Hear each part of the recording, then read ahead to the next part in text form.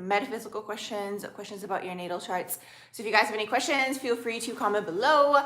What should we talk about today? Welcome to everybody joining. Hey, you guys. Hey, Asafor. Hey, Concerned. Hey, Sprunky Sky. What is new, you guys? What is a 411?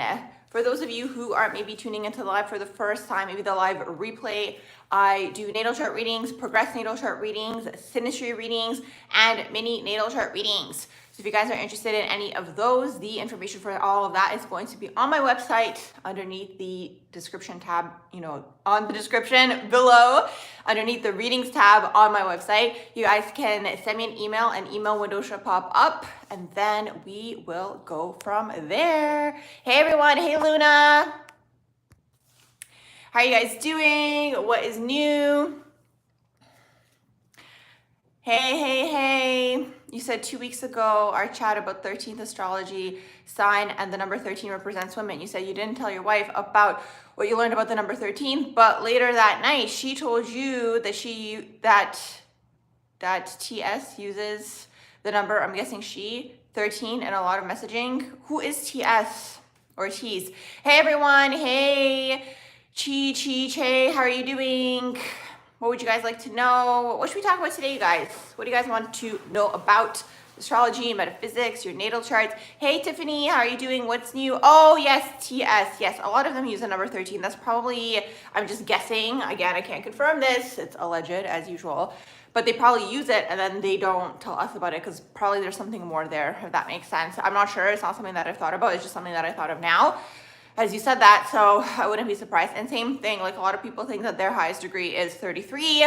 One time psychically I was picking up on actually there being 44, like level 44 and above. So they don't tell us everything. You kind of have to figure it out on your own.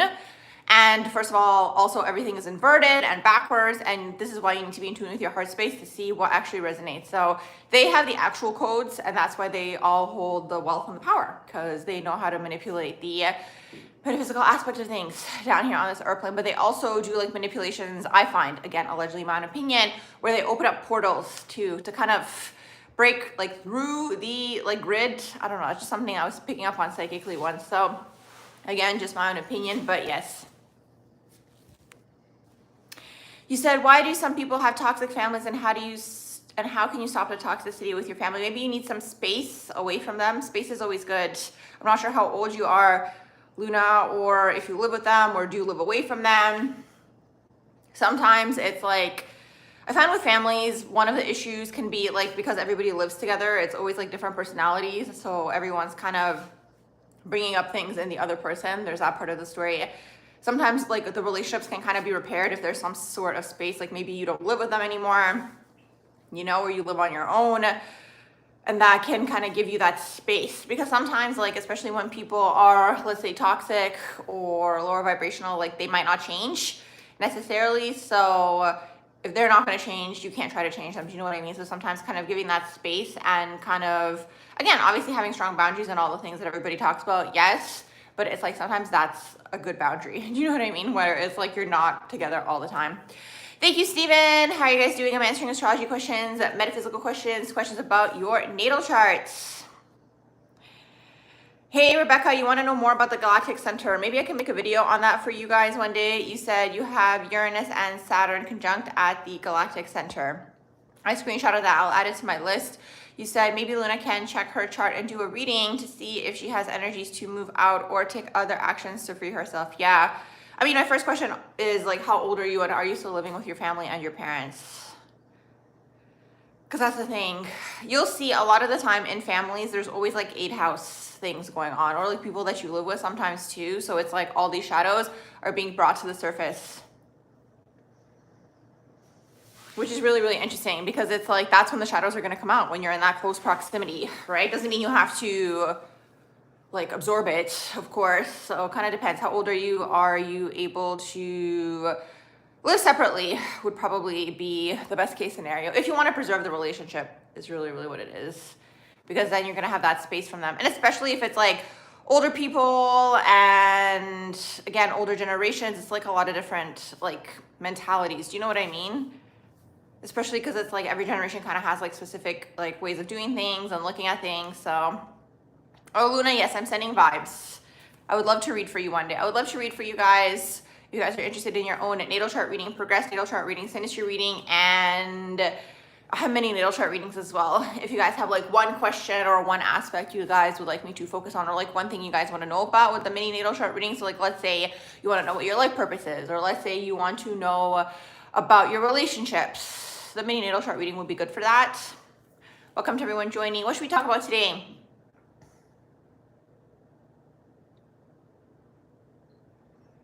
What would you guys like to know about? How are the vibes for you guys? Are you guys picking up on anything? We have that Mars square Uranus. I feel like there's a lot of tension in the air with the Mars square Uranus. Thank you, Concerned. Yes, absolutely. Yes, also make sure you guys like the video. You guys can like the video when you're watching it live by double tapping on the screen, obviously, if you so choose to. And for those of you who are watching the live replay, you can just like it by just clicking the like button below. But yes, I feel like there's a lot of tension in the air. And it's so interesting because usually like I don't look at transits and I don't do predictive readings, but it was so interesting when everyone was asking me about Jupiter going into Cancer, because like I just kind of feel into things. Hey, Angela. And in my head, I was like, Jupiter going into Cancer isn't going to be as blissful as everybody thinks, because there's all these other things that are happening. And you guys, Mercury squaring Neptune. Mercury square Neptune is like things around cars. Also, I've noticed a lot of things going on with cars. That's Mercury square Neptune. You said it's an interesting energy in the universe and in the US over this last weekend. Yeah, I saw some posts about the US and people going out into the streets to protest. How did all of that go? I saw people were talking about it, but I didn't really see the outcome. I mean, I know all the stuff that's going on in LA already, but I heard that it was going to start taking place in other cities. I don't know. That's just something that I heard in passing. So I'm curious. Oh, you're having your Jupiter return. Nice. Nice. How long will Mercury square Neptune? I mean, Mercury moves fast. You said you had a minor car accident. Yeah, that's not Mercury square Neptune. Mercury square Neptune is usually like issues with cars, issues around cars, because people aren't paying attention as much with the Mercury square Neptune. You'd have to double check, Angela, but Mercury usually moves pretty quickly, so it's not going to be in there for long. But I knew it as soon as I saw all these things going on with cars. In my mind, I'm like, is Mercury squaring Neptune? And boom, I went to go check, and it was. Maybe it's already out by now, but I really felt it last week, that Mercury square Neptune. And it's also like issues with communication. Like to me, kind of felt like a retrograde energy almost, what I was picking up on. Yeah, Mercury moves fast, so that's nothing really to worry about. I just noticed a lot of things were going on with cars. So I was like, is Mercury squaring Neptune? And then also there's like a lot of fog in the collective. Like Mercury square Neptune is like miscommunications. Because when you have Mercury square Neptune in your chart also, it's like people don't, it's not that they don't understand you, you just might not necessarily speak clearly. Yeah, you said, so this is concerned. You said that I said, how did I know that my European trip, and that you're psychic? And then you said, but I called it, yeah, exactly. You are psychic, scorpionic energy, simple downloads. Yeah, exactly. You were so close. I was in Europe. I wasn't in Budapest though. Yes, Luna, I'm sending vibes as soon as you get the chance. Yes, yes, yes. I would love to read for you guys if you guys would like your own natal chart reading, synastry reading, progress natal chart reading, or mini natal chart reading. But yeah, so with the Mercury square Neptune, there's also like miscommunications, not understanding each other. And then on top of that, like the Mars square Uranus, it's like, that's a lot of just like no one really understanding each other or like what's going on. Like that's kind of like the vibe, and that's kind of what I'm picking up on. And I'm picking up on a lot of people being like irritated and all these things. I mean, the thing is, it's like also kind of like the times that we're living on already. They're kind of like pushing people in that direction. Do you know what I mean? Especially with the financial stuff. So I think a lot of people are frustrated. So because of that, it's kind of, you know, being released in different directions, you know, that energy. And plus it's Pluto in Aquarius. So it's an interesting time to be alive for sure. Thanks so much for the likes, you guys. Hey, Ethany, what's up, you guys? What should we talk about today?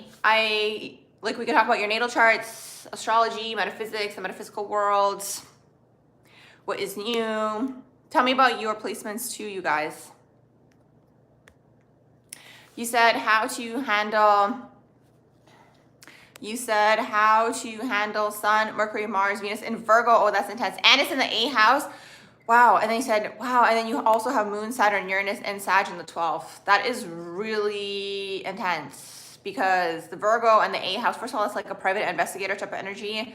So I'd be curious to know if you work in any of those fields. Private investigator, like detective. investigating things. Research is good for like the Virgo and the 8th too, like getting to the bottom of something, true crime, all these things. Then you have the moon, Saturn, Uranus, and Sag. Can you tell me, are they conjunct, those energies? Sag is also a very spiritual energy.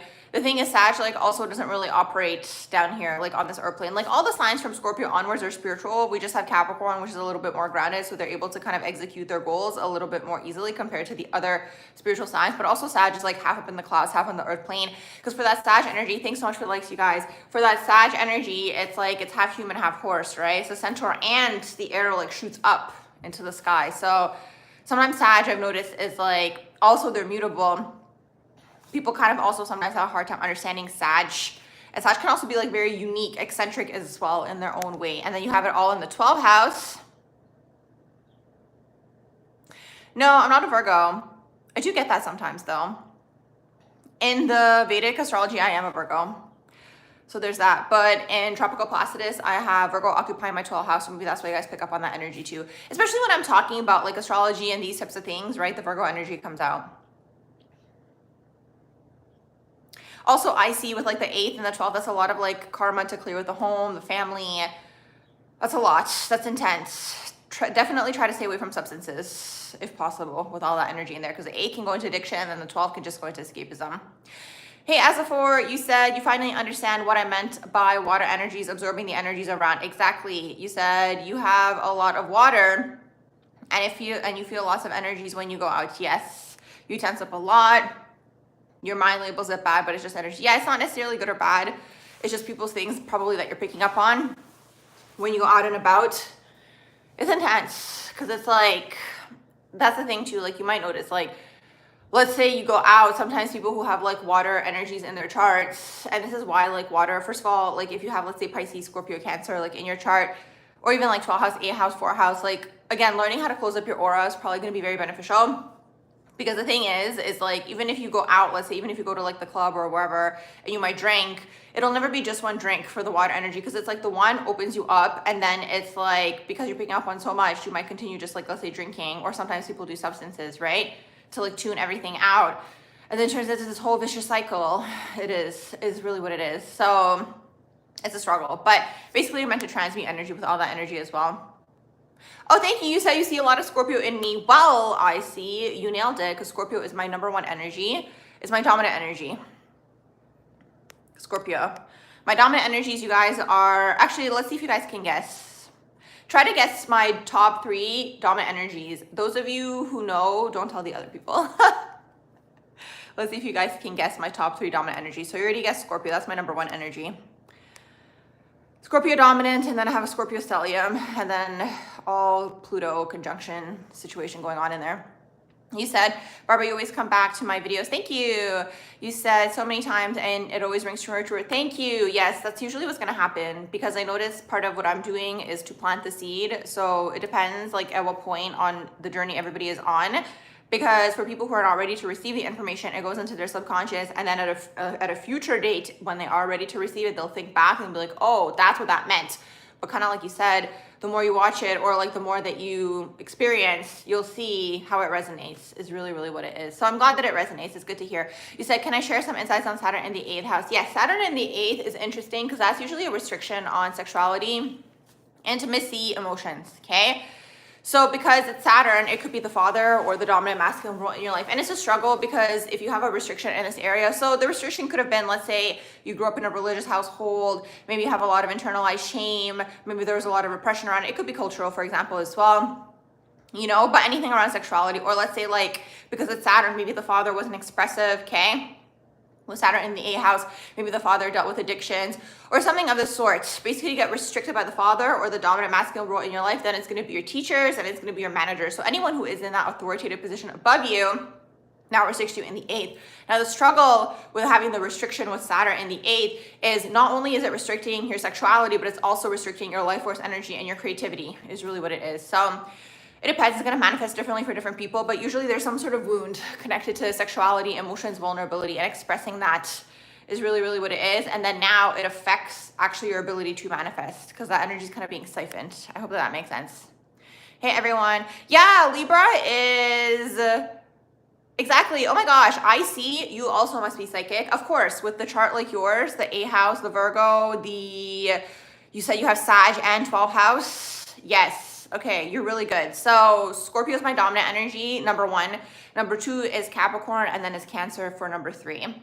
I have a Libra stellium, like I'm a Libra is really what it is, but that's not my dominant energy. And the list of dominant energies, and I share that video with you guys if you want to check your own dominant energy, it's going to be under my recent posts because it's an older video. It's from like 2-3 years ago, and the website now is different compared to when I did the video, but you'll still be able to find all the information that you need on there, okay, to look at your dominant signs and your dominant planets, okay? But that's the thing. So Libra for me, I think, is like maybe even 5th on the list. It's not up there with the dominant energies. I get Gemini a lot too. I do get Gemini a lot. I do have 3rd house taking place in there. You saw Capricorn. Yeah. You said Capricorn is more GOV jobs. Yeah, I guess it's an amalgamation of everything taking place in the chart. The Capricorn, I guess, comes through when it comes to business. That's the way that I see it. Yes, 2 synastry questions. Absolutely, go ahead. Hey, Fabrizio, how are you doing? I'm just going back up to see what you guys were saying in here. You said you have Saturn conjunct. You have Saturn-Uranus. Saturn-Uranus conjunction, and you have it in Sag and in the 12th house. Both of you guys have that. So Saturn-Uranus is interesting because it's like you kind of get restricted on your individuality, being unique, being different, being eccentric, being outside of the box, and like all of these things. So that's the struggle with the Saturn-Uranus. But I could also see that energy kind of manifesting into grounding down, like new ideas, new inventions. So it kind of depends. Like, here's the thing, you guys. I always talk about it being a Saturnian plane. Like, I find when you have Saturn in your chart or like Saturn aspects, like these energies, they do well down here. Do you know what I mean? Because they're very realistic on like the other energies. Oh my gosh. Hey, Natalie from Quebec. How are you doing? What is new? No, I'm a Scorpio moon. So there's that. Let's see. You said looking at these issues from an advanced age, you see that a lot of energies change after one Saturn return. Yeah, that's usually when you like start your path, I find, after the first Saturn return. That's why, in my own opinion, I talk about this on my threads all the time because ever since I came to this conclusion, I just like go off on there. So I don't think anyone should be making any major decisions before their first Saturn return, in my own opinion, allegedly. So that means anything that is binding, okay? So things like marriage, financial contracts, you know, these types of things, kids, just my own opinion, just my own opinion. Obviously, you guys have the free will to do what you want, and then you have, you know, the other propaganda floating around in the air of people, you know, trying to say that you have to do certain things by a certain age. But I think like after your first Saturn return, you have a better idea of who you are, what you want to do, where you're trying to go, and then it's gonna be easier also to like pick a partner at that point in time. Do you know what I mean? Because it's like, and I also believe, in my opinion, allegedly, like I feel like there would be less divorce if people waited until after that first Saturn return to get married. But again, there's Saturn transits, right? So it doesn't mean it's gonna be no divorce. It's just like, I feel like the way that I see it is like your prefrontal cortex develops, they say around the age of 25, 26, and then that kind of coincides with your first Saturn return. So it's like, in my own opinion, and I have said this now for years, I heard someone say so many years ago where they were talking about adolescence being extended because we're living longer. The way that I see it is your adolescence should technically be extended until your first Saturn return. Is really what it is. Because it's all soul searching, figuring out who you are, what you want to do, where you're trying to go, try this, try that. Do you know what I mean? So it's really, really this. You say you agree as you're going through a divorce. Yeah, exactly. You don't know yourself. You really don't. Oh, thank you. Yes, I'm a Scorpio moon. I am a Scorpio moon, you guys. And not only that, it's conjuncting my Pluto. So there's that.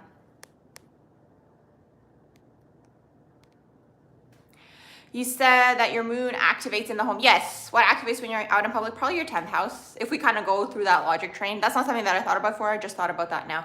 You said North Node in the 3rd house in Aries. Is that your North Node I see? Is that something you'd like to know about? Or you're just kind of throwing it out there? You said what happens when someone's Lilith sits in someone's 7th house? Yeah, that's going to be like very either taboo relationships, intense relationships. Like Lilith is ruthless, okay? So like when you guys have Plutonian relationships, there's like a death and rebirth factor that takes place. Lilith is ruthless, okay? So sometimes you'll have someone who is like, you know, so nice and everything, and then like you maybe come into contact with like a Lilith relationship, and all of a sudden now you're doing things that you wouldn't normally do. Or sometimes it's things that are going to be questionable to your moral compass with that Lilith energy. It's really what it is. It's the dark side of the self. So Lilith in the 7th is going to be some sort of taboo dark relationship, okay? You know, so it could be affairs, it could be hidden things, it could be, again, someone you never thought you would be interested in. That's kind of like the Lilith vibe when it comes to relationships.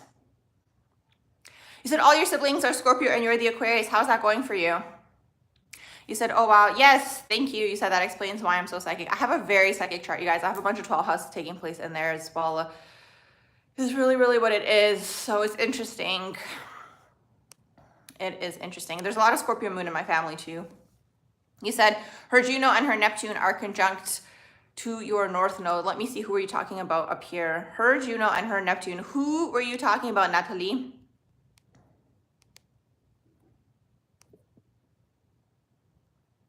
You said another thing about the Saturn return, and the reason you said that is you see young people becoming so anxious and overly concerned if their life isn't perfect by 20. Hey, Anna, how are you doing? Yeah, so this is what I mean by the propaganda, allegedly, in my opinion. So they kind of put people out there that are young and quote unquote like accomplished already. So it kind of gives the illusion for people to want that, right? Like people who are super young and all these things. But it's like when you follow astrology and if you're actually looking at the charts, usually like people's success comes in the 10th house, which is Saturn, which is after the age of 35, right?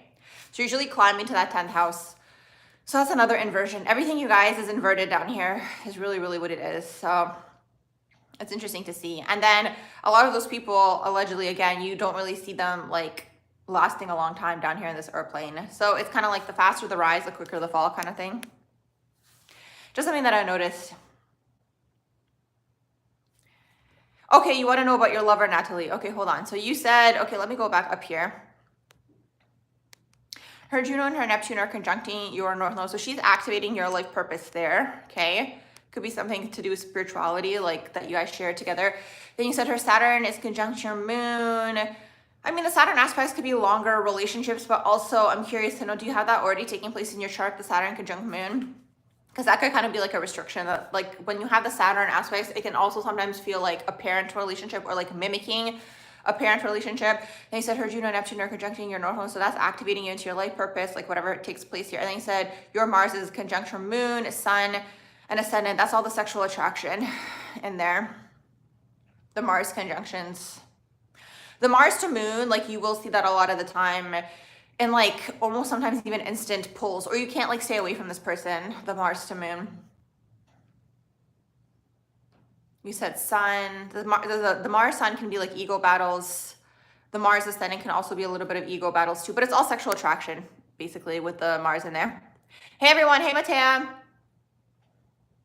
You said what are some suggested, and then BD, and then the next letters are SM. I'm gonna have to separate that so the people who are watching the live replay can kind of put it together. What you were asking about, I'm not sure if I can say that on here. And then you said you'd love to know only A house placements. Is it Mars placements only? Interesting, a lot of the time people relate that to like Mars and Scorpio, Mars in the 8th. I mean, I can see it, but I can also see that playing out with like, the thing is, I think it would have to be a combination of things is really what it is, because we'd have to really dissect like what is actually happening here in that act. Do you know what I mean? If you're interested in that is really what it is. Because it's like, are you interested in the power play aspect of it? Because if it's like the power play, then it's the A house. Do you know what I mean? Or sometimes people are interested in the pain. Well, if it's the pain, I can also see that being the A house as well. So I can see how people relate it to the 8th house. But I'm just trying to think like, what else could that be? Because usually like also the aspects that are like very, what's the word? Very open sexually are like Mars and Pisces, Mars, Neptune as well. So I think it would be like a combination of things.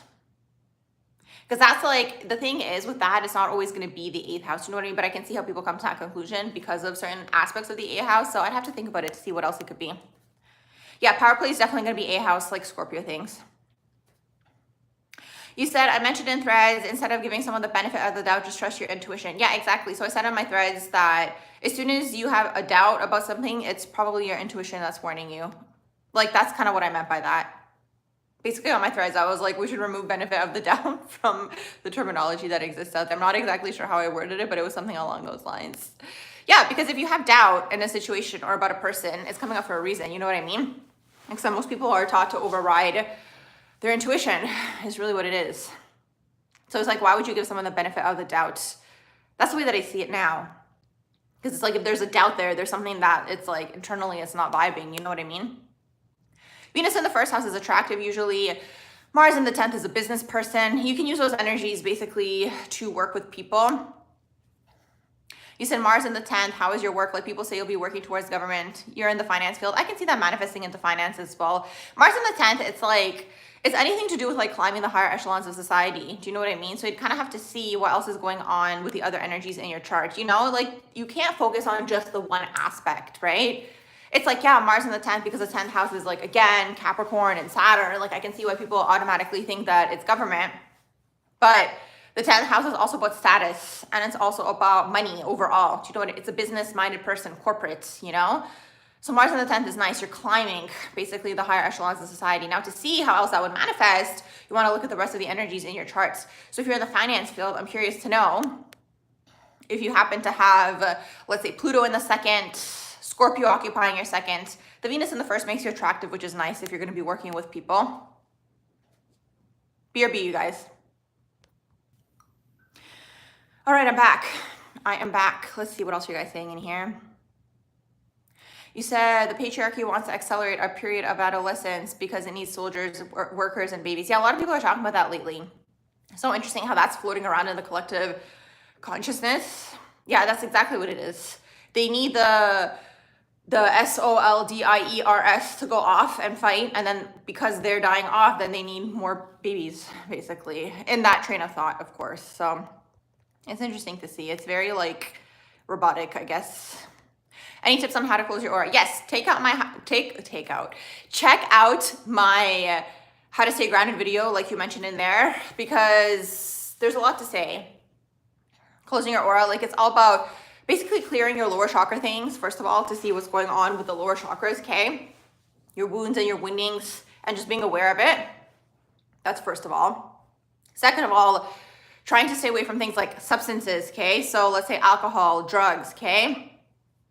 You know, even coffee sometimes. If you drink too much coffee, what I noticed with the coffee is when you drink too much coffee, then you don't sleep. Because you're not sleeping, it's messing up your like energy, because it kind of opens you up even more is really what it is. Like, you're more, me and my friends call this porous, okay? Like, you're open energetically, okay? Like, you're picking up on more energies. Obviously, like, you can't control things sometimes, you know what I mean? Like, let's say you have to be up early for something or whatever, but like trying to minimize this, like trying to get that good night's sleep is gonna assist you with also closing up your aura. Because have you guys ever noticed that, like, when people are, oh, how can I say this on here? Like, when people are, you know, being evil against other people, like, they affect their sleep is really what it is, or like they don't allow them to fall asleep. Like, that used to be like a method in some place somewhere that I heard, where, like, you know, they were allegedly, okay, like, you know, punishing people by not allowing them to fall asleep. Now, I don't know where I heard that or where that was exactly, but I heard that one. So the sleep is really important, okay, because it's like, it rejuvenates you, at least, again, at this point in time when I'm doing this video and in the current world that we are living in, okay? So sleep is important. Try not to be stressed, minimizing your stress, the stress in your life.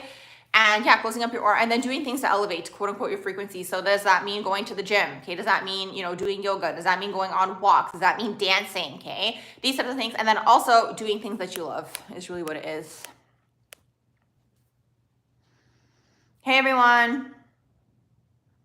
How are you guys doing? Welcome to the chat. I'm just going in order. Well, I'm kind of actually bouncing back and forth now, but I will get to the top in just a second. Sun conjunct Chiron, basically like healing the ego, healing the identity and synastry. So whoever the sun person is, like, you could also be triggering the wound also for the other person. The sun person could be triggering the Chiron person. Depends. Sometimes the synastry, I find when it gets, like, the energy gets enmeshed, it could come out on both sides. But usually, okay, there's one person who triggers the other person in the beginning at least, okay? So Sun conjunct Chiron could be like triggers around the wound or the identity, or maybe you have a big personality, let's say you're the Sun, and that's like a trigger to the other person, right? Like they have a wound around that, for example, or it comes up in the relationship, you know? Because that's really what relationships are, you guys. They are mirrors, right? And they are here to assist us in our healing journey. That's what the 7th house is. That's why the 7th house can also show you your shadows, okay? And then you go into the 8th when you're actually doing the shadow work. Hey, Beatrice, how are you doing? What's new? How is your improv going? Are you doing your improv classes? You said less since you love them. You're the black sheep. You're now 41 and comfortable in your skin. See, this is what I mean. It takes time to get there. So it's just like when you do all these things young, I can see how it plays out for some people because of their natal charts, but this is also like why I talk about energy binding and energy siphoning down here on this earth plane, because sometimes some people are coming towards you to bind you and pull you down into the lower chakras, and then you can't do what you're meant to do down here. That's the whole game. That's the way that I see it, is like the soul comes through trying to do something, and then everything else is either a distraction or someone trying to throw you off your path. And it's like, it has nothing to do with like you blaming the other person. You just still have to explore and be like, why did you allow that person into your life? And it's usually connected to like a lower chakra wound type of situation. Not wound, it could also be like a soft spot. It could be, you know, just like somewhere where it's like a point of contention for you. Do you know what I mean? So it doesn't always have to be a wound, but it's something going on with the lower 3 chakras that usually allows people to come in. Because you know what else I was thinking about, you guys? I was thinking about how in tarot, I wrote about this on my threads too. I think anytime I think about these things, I write out on my threads. So check out my threads, you guys. But I was thinking about how in the tarot, the Lovers card actually comes before the Devil card, which I think is really, really interesting. So something to think about. Like, why does the Lovers come before the Devil? You know, it would make more sense to me for the Lovers to come after the Devil. You know what I mean? After you kind of go through shadow work, you go into the Lovers, which is divine. So it's like, why does Lovers come before the Devil? I'm sure maybe some people, if you guys are more well-versed in tarot, maybe you guys will know. I know the tarot, like the major arcana is the hero's journey, but it's just like, I don't know, like why does the Lovers come before? I'm just curious to know. So anyways, that's something that I've been thinking about too. I'm back at the top here. Let's see what you guys were saying earlier. Yes, if you guys would like your own natal chart reading, synastry reading, progress natal chart reading, and mini natal chart reading, the information for all of that is in the description box below. You probably can't click it now during like the vertical live, but you can go on my website, like outside of the live, go under my About Me section, and then you'll see my website there, and then you can select the readings tab, okay? And then in the readings, you select which reading you want. An email window should pop up, okay? You guys send me an email. That's how you book, basically, okay? You guys send me the email, and then we go from there. I send you the information on all of that. Let's see, what else were you guys saying up here earlier? Yay, I'm glad that I was helpful to you. You have Jupiter and Saturn in the 7th house. How's this conjunction towards marriage? See, that's what's tricky with the Jupiter-Saturn conjunction, because it's like Jupiter's trying to expand, Saturn restricts. Saturn in the 7th is interesting because it's like either these people get married when they're young, speaking of early marriage, okay? Sometimes they get married when they're young. If you get married when you're young and you have Saturn in the 7th, you will likely go through a divorce when Saturn goes into the 8th, okay? Obviously, I'm not trying to speak anything negative into existence, but for Saturn in the 7th, anything to do with your Saturn placement, you guys, like whatever house you guys have Saturn in, you will enjoy that aspect more after the age of 35. Do you know what I mean? So same thing with Saturn in the 5th. Like Saturn in the 5th will enjoy kids if they want to have kids more after the age of 35, okay? Because that's when Saturn matures. So it's like up until that point in time, you can kind of look at it like with Saturn in the 7th or even Saturn in the 5th, because I just mentioned it, like anything in that like area is karmic, is really what it is, okay? But Saturn in the 7th, so same thing. You're trying to master relationships. You're looking for long-term relationships. You want the commitment, all these things, but it's just like, again, if you have if you get married before your first Saturn return with Saturn in the 7th, like I mentioned, Saturn will go into the 8th. You might go through a divorce. Now, what could also happen is you could get married around your Saturn return, so the first one, around 27 to 30 or 28 to 31, and then you go through the merging of assets when Saturn goes into the 8th, so it could play out that way. Or again, best case scenario is after the age of 35. Now you have your own free will, is really what it is, and you can do what you want at the end of the day, right? But that's kind of how, in astrology at least, that's how they talk about Saturn, okay? Anything, with the Saturn in the whatever house it's in, you're mastering that area. So you have struggles when you're younger, and then when you're older, you quote unquote master that area, and then you really enjoy it after the age of 35. So same thing with the Saturn in the 5th. I've noticed Saturn in the 5th, sometimes they have kids when they're young, for example, And I find if you have Saturn in the 5th and you had a kid when you were young, it's usually a karmic kid that's tying you and the person together to resolve the karma between you and the other person. That's what I've noticed for Saturn in the 5th. That can play out. Sometimes Saturn in the 5th can have kids far apart. So for example, let's say they have a kid when they're young, and then let's say they have a kid maybe again around their Saturn return. It could be that. Or it depends again on the other aspects and things and transits and all these things. So there's so much to look for. Or you might have a kid around your Saturn return, okay? Because I've noticed people with Saturn in the 5th, let's say they're wilding out when they're younger, around their Saturn return, they might have a kid because the kid is bringing through responsibility, kind of like an anchor, okay, for them. So it could play out that way. Or again, best case scenario is after the age of 35 if you want to enjoy your time with your kids, because it's like you, again, were maybe trying to get the finances, because Saturn in the 5th is also like kind of healing your own inner child as well. So there's a karma with kids overall. Or Saturn in the 5th might not have kids at all, okay? So it could play out that way as well. Hey everyone. Thank you, Holly, for the donation. Thank you for the super chat. There you go. You said your granddad was a famous astrologer, and when he was alive, he suggested the same thing, marry after your Saturn return. Exactly. So he's on point. He knows exactly what he's talking about. You're 24 years now. You and your partner are serious and marriage within 2 years. Try to, like, again, you have the free will to do what you want, but keep in mind, okay, keep in mind, if you get married before, because of the way the transits go, okay, if it's before, because the thing is, when you go through your Saturn return, like, and you have Saturn in the 7th, that means Saturn is going back into the 7th for you, right?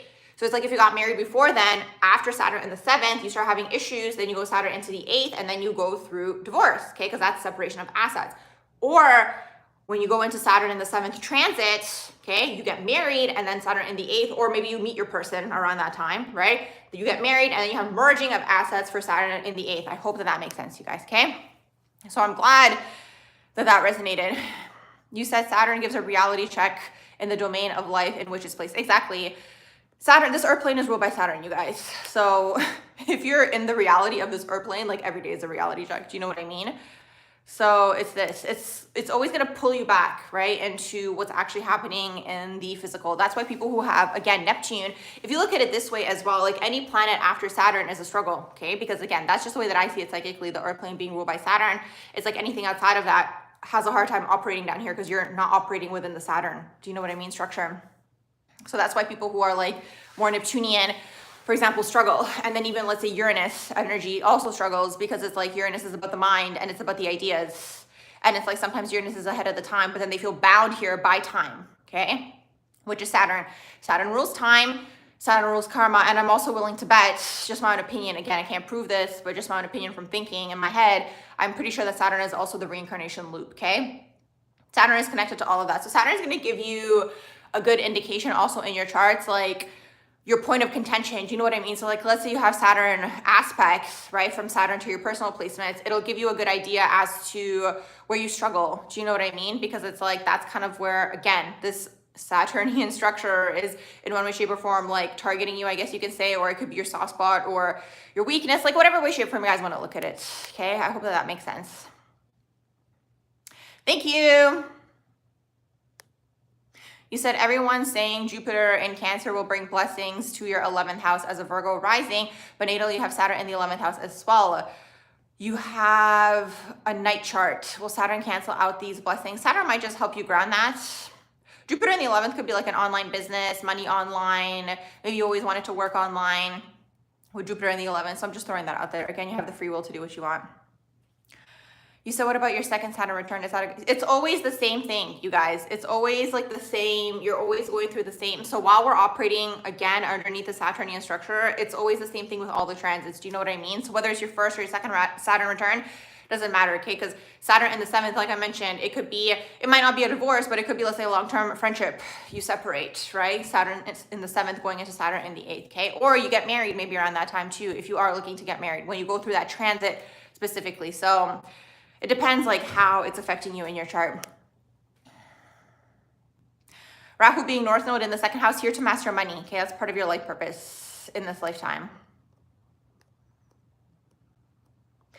Okay, let's see, Tiffany, let me see what you were saying, because I saw you were saying something earlier. You said acting has opened up your throat chakra. Good, good. That is the best thing that could happen for anybody, you guys, is to open up your throat chakra. because that's all we have down here is really what it is our voice at the end of the day, and like speaking about your experiences and so on and so forth and expressing yourself. You said from the last live you learned lots of 12 house can manifest for yourself instead of your narcissist partner. And they say you dream that you will be free from all this financial, cultural, and legal ties. I'm sending you the vibes. You said, and it is happening now. Is it me? Oh, that's so awesome. Maybe because it was brought into your awareness, Tiffany. You said something very big happened internationally. You said brackets not good, but works for you. It scared the beep out of you. What should you do? You are not ready for your own wish or dreams. Please advise. Is it a manifestation or a coincidence? I mean, it's hard to say whether it's a manifestation or coincidence, but from what I remember, Tiffany, from the previous lives, you were looking for a way out of that situation. I kind of have a feeling I know what happened. I don't want to say it on here. So that's unfortunate for the other person, but at least now, here's the thing, maybe it's like an opportunity for you to come into your own power to see how can you maybe get your own finances in order and all of these things, okay? To not depend on the other person anymore. Unfortunate for the other person, but you kind of have that space from them now. You know what I mean? So in a way, it could have been a blessing for you. Hey T, how are you doing? Unfortunate for the other person. You said regarding Saturn return, you and you have been together for 37 years, but you've only been married for 15. Oh, that's so nice. That's so nice. See, this is the thing. There's maybe something else taking place in your chart. Doesn't mean for everybody, guys. It doesn't mean for everybody that when you have Saturn in the 7th and going into Saturn in the 8th, not everyone's going to get married. You know what I mean? And not everyone's going to go through a divorce. There's probably other transits or things that could cancel that energy out, right? But generally, like that's usually how it works, especially for people who have it like in terms of the Saturn, like their natal Saturn, right? They're mastering relationships basically, okay? So you have to look at everything. Oh, T, I'm sending you good vibes. Find something fun to do in your free time to kind of distract you from all of that maybe. Okay, guys, I'm going back up here to see what you guys were saying. Here I am pressing the green screen once again. What else? Thank you, Angela. You said your Saturn sextile the moon, 12th house. You're learning how to bridge the quantum world for the earth plane for manifestation. Good. That's exactly what that energy is all about. It's all about this. Like, if you guys start learning more about the world and how power and all these things work, the power actually lies in the spiritual planes, okay? That's what they don't want people to know, allegedly. You said you agree. Okay, I did that one already. Saturn aspecting your moon, that could have been a hard or tough upbringing. Maybe you grew up quote unquote too fast. You could have been parentified with Saturn aspecting the moon. The mother could have been cold or distant. Maybe she was working all the time. Maybe you were raised by a grandparent, okay? With Saturn aspecting the moon. Overall, you're a hard worker with that energy. Business is on your mind. You don't like to waste time. You also could age backwards. So when you were younger, like I mentioned, you could have been parentified or like very serious for your age. Maybe people always said to you, oh, you look so mature, or you act so mature, or you look so much older than your age. And then when you get older, people are gonna be like, oh, you look so much younger than your age. Because you're trying to achieve stability, right? But it's usually financial stability. Because aspecting the moon, the home could have had issues around this. And here is what I say too a lot of the time. It doesn't really matter with these aspects, like let's say Saturn aspecting the moon, like there could be money and there couldn't be money. It's a plane of duality, so it could be either of these two experiences. It's like the way that the parents kind of go about it. You know what I mean? Sometimes people incarnate into homes where there is wealth, but the parents could be in a scarcity mindset still, right? Or you could have been made to feel maybe like a financial burden onto your parents too, right? Let's say it's a wealthy family. So it doesn't really matter, but there's always a theme around money, finances that you're kind of mastering, okay? With Saturn aspecting the moon. You said another thing about, oh yes, I did that one already. What else are you guys saying in here? You're welcome. You said your charts, one of you has Lilith in the 7th and the other one has Venus in the 7th. I mean, Venus in the 7th, you know, I can see why you guys are attracted to each other with Venus in the 7th. It's like a familiar relationship, like a friendship relationship with Venus in the 7th. But Lilith in the 7th is going to be shadow work season, okay? Is really what it is, just so you know. How to work on Neptune opposite Venus. Oh, that's intense.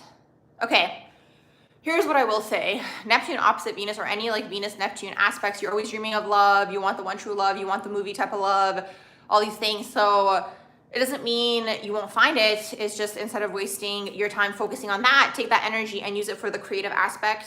Do you know what I mean? And then allow the chips fall where they may for the other dream that you might have. So it's like, you know, taking your dreams of romance and love and this one true love and putting it into, again, maybe music or film or theater, like really kind of putting it into something that will benefit you ultimately, right? Because you can't control other people. That's the thing. So that's the way that I see that energy. Otherwise, you're always dreaming and you're daydreaming. That's also like, you're also going to be spiritually and psychically gifted, but that energy is like always dreaming. Like you kind of might even distract yourself through relationships or looking for relationships, or relationships could be distracting for you as well, okay? And this is what I mean, like sometimes it's not a wound, sometimes it's a dream that you have. So that energy, it's like that energy could be dreaming of that one true love. So then people could kind of be put into your path to throw you off with that, you know? For example, people selling you a dream, you've seen the best in that person, all of these things. So it's like the energy kind of sees through a rose-colored lens is really what it is, you know? So you might as well see how can you benefit from that energy for yourself versus kind of putting it on other people. And you guys will see too, like, it's not all about mastering, like I talk about mastering your lower chakra wounds, yes, but you guys will see the higher up you go in frequencies, the more you are in alignment with your path, the more people are going to be sent to you to throw you off your path, okay? That's just the way that this earth plane is.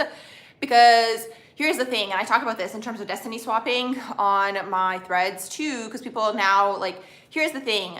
People can't take your destiny, but they can waste your time. That's the way that I see it. You know what I mean? They can prolong your time, they can bring through chaos into your life, and then it's like, it distracts you. Maybe it brings through like more, you know, traumatic events into your life, like these types of things, right? And it's like, then it distracts you because then you're spending more time trying to heal from it and so on and so forth. This is why everyone needs to develop intuition and discernment, because you still kind of have to think about and reflect, like, why did you allow that person into your life to begin with? Most people I find on this earth plane struggle with their intuition, okay? Like that's the thing. I think that is the biggest struggle, and kind of what, unfortunately, because people don't listen to their intuition, or they don't know about their intuition, or they don't know how to tune into their intuition, they kind of get pulled into these situations. You know what I mean? Like they kind of see the best in people sometimes, and the benefit of the doubt that one of you guys was asking me about earlier as well.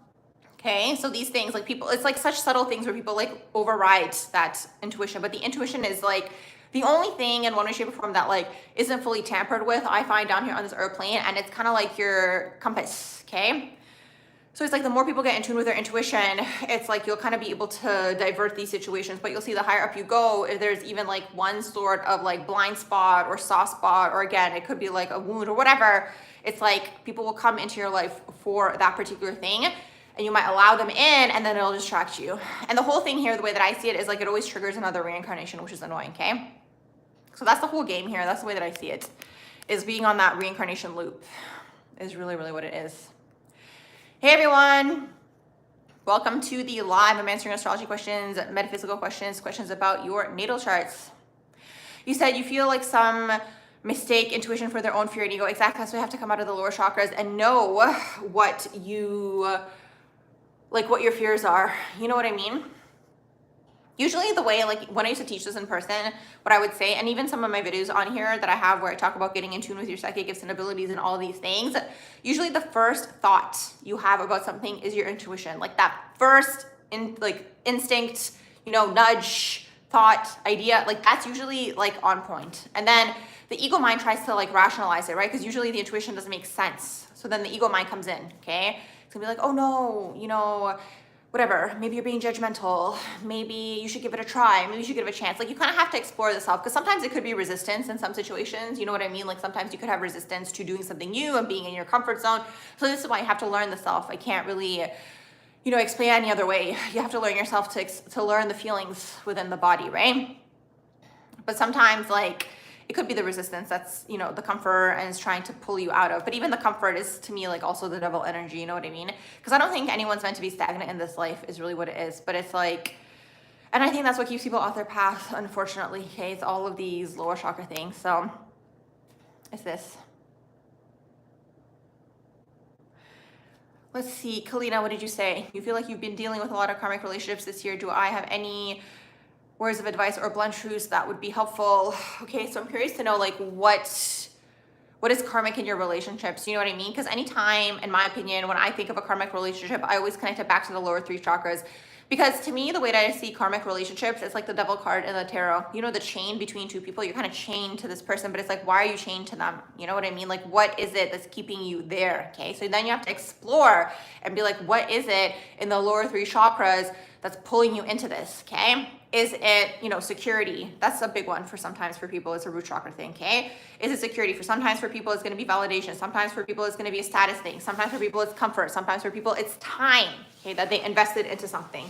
All these things, like, you'll see when you leave something, it'll be, and you like clear it for yourself and you've exited that situation, it'll literally eventually, after you clear it and heal it, you might have to take some time. But you'll, as the time goes on, it'll feel like that never even happened. Do you know what I mean? Because you've cleared it, right? So that's what I mean with like all these karmic things. You have to explore the lower chakras, lower 3 chakras, and see what is it exactly in your lower 3 chakras that's bringing this into your life, okay? Is it an illusion of some sort? You know what I mean? Is it something that this person is feeding into? Is it, again, you're not in tune with your intuition? Is it you giving people the benefit of the doubt? Is it you seeing people through a rose-colored lens? Is it, you know, you feeling bad for people and giving them a chance? Like, what is it? Do you know what I mean? So that's all I can really say. It's like you have to explore what's going on in the lower 3 chakras exactly for you specifically, because that's how I see karmic relationships. Anything karmic to me is anything to do with the ego also, okay? Sometimes it could be a karmic situation, karmic job. You know, sometimes people stay in certain jobs because, let's say, it pays more money. You know, it's always like a comfort thing. And that's the thing, like the intuition usually doesn't make sense. And that's why it's hard for people to listen to their intuition, to focus, you know, to do what the intuitive muscle is saying, because sometimes it's not logical. But the only way I can explain it, again, because it's like a feeling. Do you know what I mean? Intuition is usually like light and it feels good, right? When you're in something that's energetically intense or karmic, it could feel draining. And if you're in it for too long and you're not meant to be there anymore, it could actually have an effect on your health, you guys, okay? He said karmic relationships have a purpose to teach you what needs healing. It's good to reflect on what you're meant to take away. Exactly. And focus on that. Exactly. Oh my gosh, Esperanza, hey, how are you doing?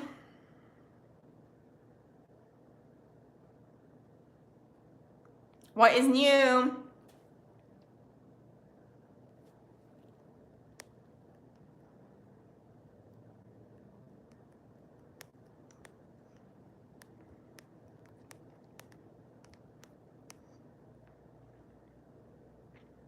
You said you just got laid off. Oh, sorry to hear that.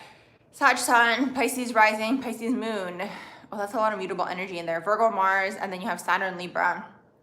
I'm curious to know what took place in your chart that caused this. I'm trying to think. So we have Mars square Uranus. I'm wondering if Uranus is aspecting anything in there for you. I'm trying to think. It could be the Uranus. I feel like the Uranus could have been the sudden unexpected change. But, you know, you can take this as an opportunity to start something maybe that you always wanted to start. Are you getting like paid unemployment money? Depends on which country you're living in. So can I talk about how power is in the spirit realms? Yes, absolutely. So you guys, everything like originates from the higher realms. Give me 1 second, you guys. I'll be right back. All right, you guys, I'm back. Okay. So the power is in the spirit realms because that's where everything originates, okay? So the way you guys can look at it is, again, some people say we have 4 bodies, some people say we have 7. I just stick to the 4, okay? So we have the spiritual body, the mental body, the emotional body, and then the physical body, okay? So by the time something hits the physical plane, it's already been manifesting through these 4 previous bodies, okay? So that's why mind control, allegedly, is the biggest like control tactic down here, because they want to get into your mind, okay? Or people want to get into your head, okay? Or play psychological games and so on and so forth, because, okay, everything first starts floating around in the spiritual realm, okay? And then it becomes a thought. And I always give the example of you were once a thought, you were once an idea until someone energetically kind of pulled you in, okay? When your parents had you, okay? You were just an idea for them. Oh, one day it would be nice to have kids, okay? So it starts off as a thought. So it's floating around in the spiritual, okay? So it's there, and then it starts off as a thought, okay? The more you think about something, you add the emotional energy to that thing, okay? And that's why in the law of attraction, they're telling you, oh, picture yourself in that situation. Oh, how would it feel? Like all these things, okay? But regardless, the more you think about something and you're focusing your energy on that thing, you're not pulling it in, that by the time it hits the physical, it's already gone through this whole process, okay? And that's why sometimes even with astrology, I also look at it as a form of mind control, because it's an energy that's imposed on you, okay? So it's kind of taken away from your free will, but that's gonna have to be a different conversation for a different day, okay? I have a video on that under my videos. I'm trying to think. I don't think I have it in a playlist, or maybe I do. But the video is free will, Saturn, astrology, like all these things. Like, is there really free will down here? Okay. So anyways, they're always trying to target the mind, okay? When I say they, you'll see it through TV, you'll see it through media, now it's through social media, okay? Sometimes someone comes into your life and they're trying to play mind games with you or trying to get into your head. So do you know what I mean? It comes from the macro, okay? It goes down to the micro, okay? So the power is in the spiritual realms because everything actually starts up there is really what it is, okay? Before it even hits the physical is the final stop, okay? So for you to get anything down here, you have to see how you can kind of go into the spiritual realms first. I really, really hope that that makes sense, okay? And again, you have to like deprogram your mind because one of you guys asked me like how to operate outside of Saturn. The only way you can operate outside of Saturn is by deprogramming yourself, okay? And the lower chakra things. That's pretty much all that you can do. And again, when these things come up into your life, because you'll see throughout your natal chart, you'll always attract. That's what they love to talk about. You're attracting. I don't think you're attracting anyone because it's like, these things get imprinted on the soul when the soul enters this realm. This is what I mean, okay? From like a young age, like why is it already decided for you? Like why can an astrologer look at your chart and guess these things about you? Do you know what I mean? So then you don't have free will, okay? There's some sort of predetermination, right? And then they're always gonna try to say like, oh, everything is destined or the gods decided, like whatever realm, whether it's again, religion, new age, they're always gonna try to tell you that it's already decided, okay? But why is it decided? Why don't you have free will? Because then you don't have free will, you know what I mean? So you have to learn, you have to like clear the mind is really what it is. It's hard. It's really hard and challenging because you have to do a lot of self-exploration. You have to be in your own energy. You have to have the time. Sometimes you have to have the money, right? It depends what's going on in your chart. Some people are in survival mode. Let's say they have to work all the time. They don't have the time to think about these things and then clear these things. Do you know what I mean? So the whole structure, unfortunately, is that way. You know, it's a struggle. But I don't think it's not possible. You know, I definitely don't think it's not possible. You can spill the beans, tea, or you can send me an email, whatever you want. Oh my gosh, there you go. Anna, you were asking the question. I didn't even see your question earlier. You said, do you as in me really believe that we have free will or are some souls have predestined missions? This is the way that I see it, you guys. I think some people enter this realm you know, under the assumption that they have free will, right? I think you have free will within a certain range, but the range is in your natal chart. And that's what's annoying because then you don't actually have free will, okay? So it's about breaking free from the natal chart. This is what I mean. But you can't break free from it if you don't know it, okay? That's the whole thing here. So you'll see the people who play out their natal charts the most are the people who are unconscious, okay? They're playing it out like right, like you'll be able to read them the second that you meet them, okay? People who don't believe in astrology, you'll be able to read them. I went to a networking event once. And at the networking event, I met this lawyer, and it's so interesting because I love going to these events because where it's like the everyday type of person, because I just kind of like the shock factor of sometimes being like, oh, they're like, what do you do? And I'm like, oh, I do astrology. They're like, oh. So you kind of like see the reaction. It's just like really entertaining for me. So this like lawyer person was like trying to be nice. They're like, oh, interesting. And then I was like, oh, okay. And I'm like, okay, what do you do? They're like, oh, I'm a lawyer. And I was like, oh, are you a Capricorn? They're like, yeah. They're like, how'd you know that? I'm like, because you're playing into your natal chart, like you're playing into it. So it's like even the people who don't believe in it are playing into it, and it's like then you don't have free will because you're playing into something that's decided for you, okay? So you have to basically break free from it. That's the way that I see it. And then when you break free from it, then you're able to access quote unquote the free will that exists is really what it is. It's so interesting because before I got super into astrology, I was always like thinking about these things more so like, I guess in metaphysical ways of like looking at it. So back then I talked about it in terms of karma and it's interesting because karma is literally Saturn. So it's just like so wild. But anyways, I made a whole post and I have to find that post because it's on my Instagram, but like I archive everything. So it's under my archives, but I'd have to go back and find it. But basically what I was saying was that at that point in time, so this would have been before like I learned even more about astrology, but I was basically saying like you don't quote unquote access free will until you quote unquote clear karma. Okay, but what is karma anyways? That's annoying because it's like people enter this realm and that's the way that I see it. Like the soul enters and the soul wants to do something, but then you get distracted, okay? And then you meet this person and then this person tricks you because it's a plane of deception, okay? That person tricks you and then they manipulate and this and that and then they're dark and then they're unhealed and like all these things, right? So it's just like, it's really dark down here is really what it is. Like you just have to be realistic at the end of the day. So it's like the way that I see it is like the soul incarnates trying to do something. There's something that the soul wants to do. And you will see that in the chart as well. Like you'll see what the soul is trying to do, but then you'll also see where this like MATRX is targeting you. And that's what I mean by like, usually you'll see it through the Saturn, you'll see it through Saturn aspects, okay? That'll give you a good hint as to, again, when everything is going great, where the MATRX is gonna poke at you energetically is really what it is. You know, again, the point of contention and like all these things. So that's the thing, you have to learn how to operate outside of it. So it's this, so like clearing quote unquote the karma, the lower chakra things, like the way that I connect it always, I always see the devil card in my mind's eye in the tarot, which is Capricorn, which is Saturn, okay? And I think that's why certain groups worship Satan, because Saturn is Satan. It's really what it is. So they worship this, okay? But the way that I also see it, I made a post, I think it's under that same video. I made the post on my threads when I found the picture, but I also have it, like I put the picture in the video under that video where I talked, it was like a snippet out of another one of my lives, okay? Where I talked about free will and Saturn and all these things, okay? So check out that video because I saw your comment earlier today, Anna. Have a video where I talked about that a little bit as well, which is what I'm talking about now too.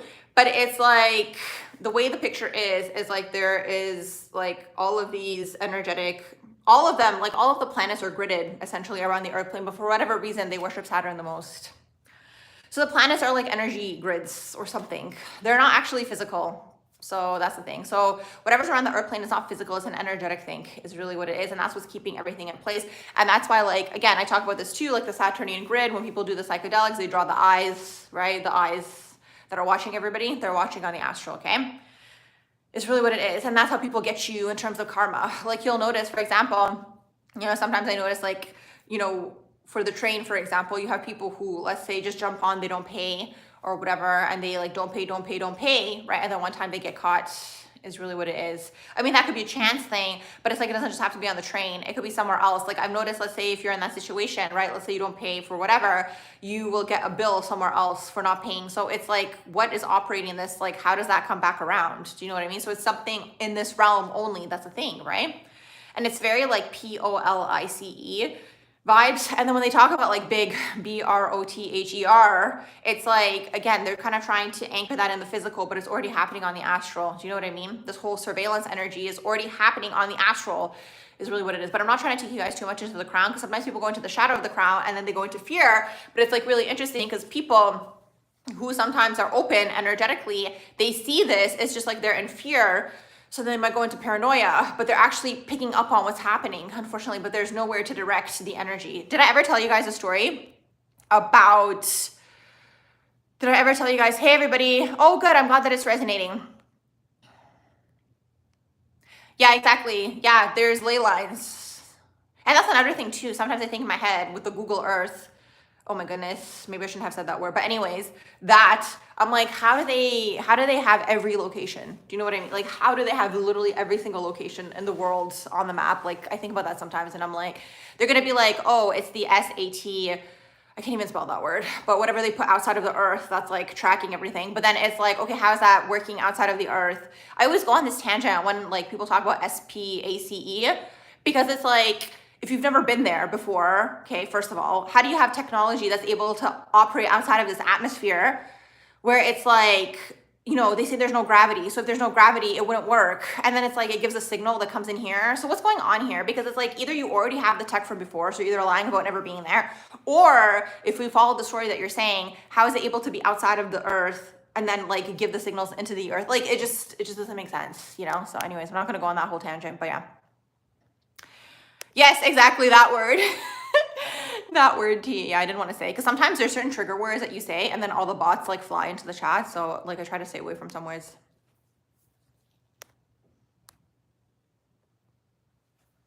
You said numerology, astrology, life, and you said God has nothing to do with money. Yeah, that's the earth plane. That's the thing here. You said, yes, you agree. We're born with astrology chart, karmic overlay. We have to clear everything to access free will. Good. I'm glad that it's resonating. You said, is marriage destined or free will? Or free will, and if free will, to what extent? That's the question. Hey, Nate, how are you doing? How are you guys doing? Thank you. Oh, good, you came across my channel. Well, welcome. Make sure you subscribe, make sure you like, make sure you share. You guys are so funny in the chat. Oh my gosh, you guys are hilarious. Literally, we're all on the same page. I'm laughing at what you said, Mateo. It's true. Sometimes it's true concerned. Like sometimes you just have to enjoy and not think so much about things, I guess. I mean, that's all you can do. Do you know what I mean? It's like the people who are doing and running the show are going to keep doing that. They're going to keep going with their like way of being and their agenda, allegedly. They're going to keep doing that. And then you have the people who are like divided and arguing that just aren't going to do anything because they're divided and arguing. You know what I mean? So that's what I think to myself sometimes. I'm just like, might as well just have a good time, fun time, do what you love, just try to enjoy yourself, you know? I'm glad that you're doing well. You said you were watching a podcast and caught them asking a question that you searched up. No way! Oh my gosh, you're so psychic.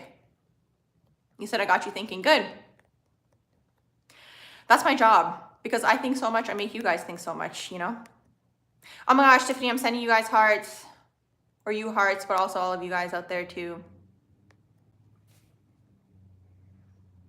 You said you're pretty much against you said against a lot of the things such as religion and GOV, and then you said you're quite ambivalent toward money and you see it as a construct and illusion. There you are. And then you said your 12th house sun and Scorpio. That's exactly what the 12th house believes. I mean, it is, but at the same time, you need it down here to operate. You know what I mean? You said, can I talk about a stellium and Gemini in the 12th house? You see that person always in chaos. Yeah, that's the Gemini. I find Gemini energy to be chaotic. I find Sag also sometimes, when they're in the shadow, of course, when they're in the shadow. The energy can be chaotic. The mutable energy could be chaotic. Not so much Virgo. Virgo, like, as long as they're interested in what they're doing, they won't necessarily be chaotic. But when they go into the shadow of the energy, they could. The rare occasion, okay? But usually Virgo kind of keeps it together, you know?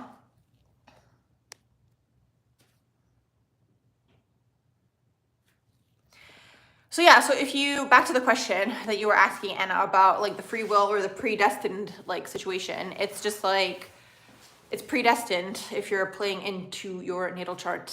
Do you know what I mean? So is this, but also like, I find most things down here, like in the MATRIX, it's like either illusions, deception, distractions, or like things that cause chaos or waste your time. That's the way that I see it. Cause like, when people or situations are wasting your time, they are interfering with what you're trying to do. That's why you have to catch it, be able at catching it. You know what I mean? Like, even when people say like, leave at the first red flag, that's not just for relationships, that's for everything, you know? But like, you have to, again, get in tune with your heart space. Like when you're in tune with your heart space and above, then you're operating out of the spiritual chakras, then you're actually in alignment with yourself. Do you know what I mean? Versus like whatever has been decided through the natal chart, you know?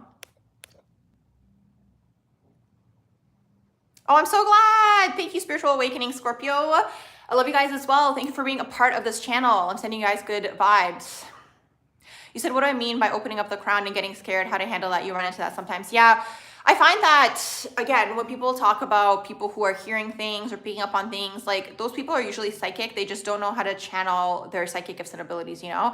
And then a lot of the time they have something like very deep-rooted fear-based within them. So they could come with like religious programming. I find sometimes people who have extreme religious programming, and if they are psychic, here's the thing, you guys, I find all like quote unquote mental illnesses are rooted in cognitive dissonance, okay? That's my own opinion, allegedly. And I wrote about that on my threads, okay? So anytime you are in a cognitive dissonance state, you are in the conflict within between the heart space, which is what the soul truly desires, and the ego, which is the programming, okay? Kind of like the theme of today's chat, right? So it's like, let's say someone incarnated and they're psychic and intuitive, okay? And then part of their quote unquote, like again, chart or programming, okay? Or again, the MATRIX, how like they're pulling them off their path. You know, they could be psychic, but maybe they incarnated into a very strictly religious home, okay? That tells them, you know, this is dark, this is demonic, like the typical things that religion talks about and condemns. And isn't it so convenient, right, that religion condemns all these things? Because people, if they were more like, let's say, in tune with like seeing through the veil, they would break free from the veil, right?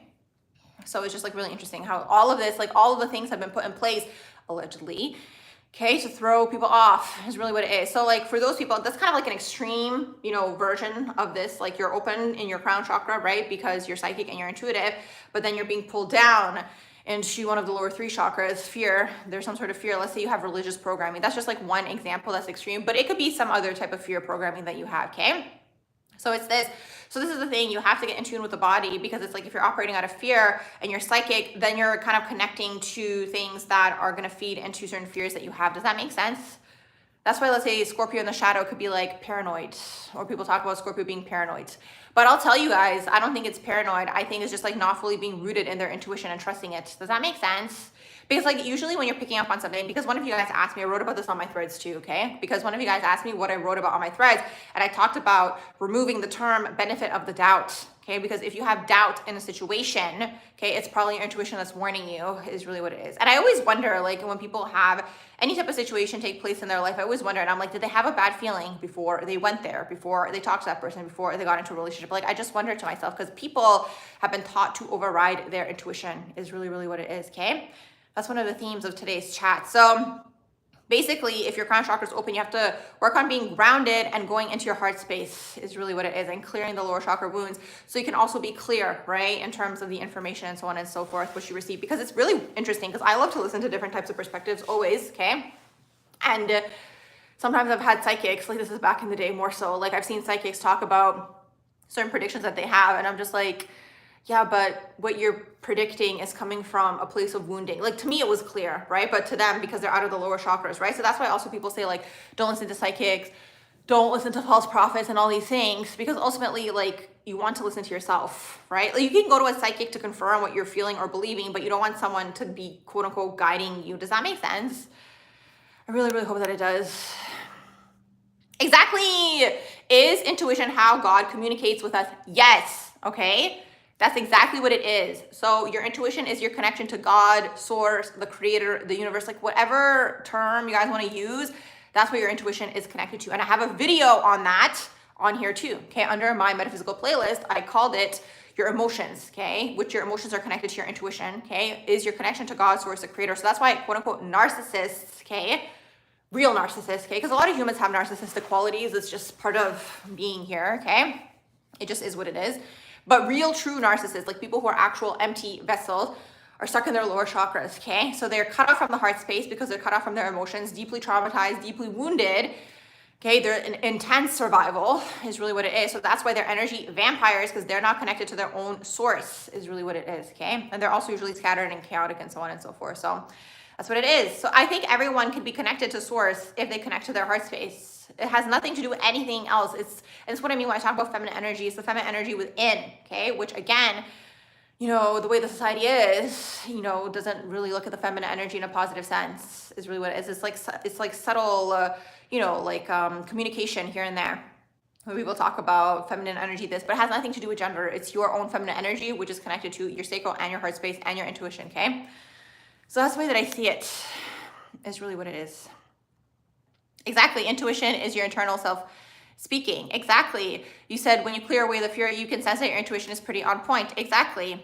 Yeah, they did set it up that way. That's exactly what it is. The MATRIX is this. Okay. I'm glad that it helps. You said is AI Saturn. Basically, in one way, shape, or form, they're trying to allegedly, again, I have to say allegedly. But yeah, so, okay, very good, Pink. You are kind of following exactly what I'm trying to say. So on the astral, which I believe is also Saturn or whatever the energy is, they have their eyes, okay? The eyes, which is all the people who do the psychedelics, okay? They always draw the eyes. And then when you look at the symbolism, they always have the all-seeing eye and the eye and the eye, okay? So what is this eye? Who is watching, okay? That's the question. So at least my conclusion is that that's what people are seeing. That's why also on my threads, I wrote about people who do psychedelics. I want to know where are they really going, okay? Because if they're going to the place where they only see the eyes, that's only within this realm. They're not actually exiting it, even if they might think they're exiting it, okay? That's my question. It's really, really what it is. So yes, it's this. So like, okay, the whole agenda, allegedly, okay, with this, the A and then the letter I, okay? They want to surveil everything and they want to have total, full, like, control, right? Okay? It's very intense. It's very like, what's the word? Like, it's one of the paths, psychopath, sociopath, like those things, okay? We want to watch everything. I mean, it's already happening. Sometimes I even think something. You know what I heard once? I wish I saved that video. Oh my goodness. This was maybe like even 2021 when I found this. It was on TikTok. Or maybe it was like 2022. Anyways, it was a while ago. But I saw this video where they said because of the camera on the phone, inside like the digital verse, like, so basically like the camera on the phone is always looking at our micro expressions on our face based off of what we are watching, right? So inside the digital verse, there is already like a version of us, a digital version of us inside, right? They're like, you know, AI digital verse or whatever, allegedly, again, because this is a video that I found a few years ago. And basically they were saying that there's already like a version of us in there. So like it's actually able to predict your next move, which is wild, okay? Because it actually happens. I have tested this or just noticed it happen because sometimes I think things in my mind and then I see the thing pop up on my feed. It's just like wild. For example, I went to the store. This was so interesting. I went to the store. I wanted this purse. And I went to the store and I was like, oh, I should like check online later. And then I forgot about it. And I was like, whatever. And then literally like maybe the next few days, I had the ad for that exact purse pop up and I didn't even look it up online. And I was like, what is going on? So when you pay attention, you'll see this happening more and more, okay? Oh, thank you. Thank you, Esperanza. I never watched Star Wars.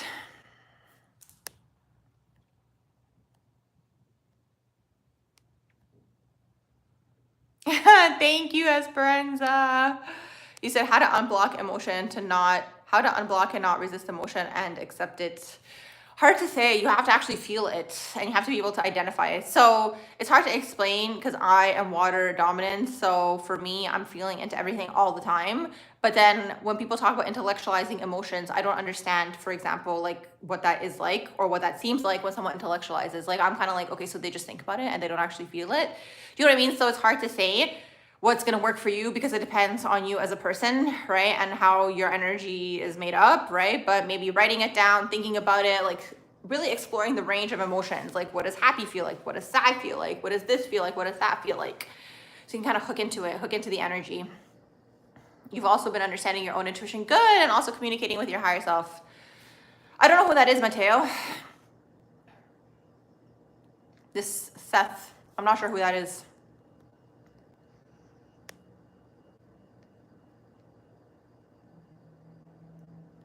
I'm just at the top here. Oh yeah, the benefit of the doubt. Yeah, exactly. You have a doubt for a reason. You shouldn't be given the benefit in that situation. I don't think so, at least. That's just my own like opinion at this point in time. He says, so perhaps generational planets beyond Saturn are in the multidimensional realm. You have so much to think about. Maybe. I know one thing for a fact is that this Earth plane is Saturnian.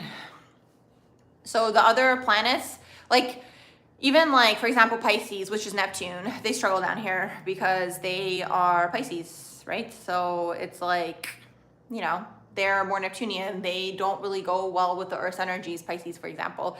I can see that for Uranus. Pluto is just a destructor overall. Jupiter is kind of like, Jupiter's still spiritual, you know, because it's like Sag and it's also Pisces back in the day. So it's inside, I guess. I'd have to think about that a little bit more. But yeah, just something to think about and like dwell on.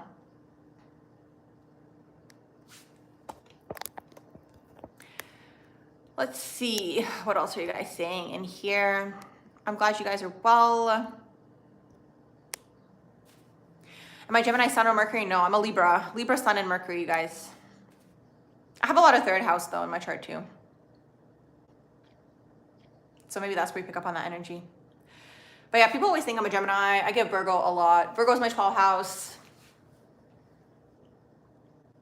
I'm a Virgo in Vedic sidereal astrology. I'm just at the top here.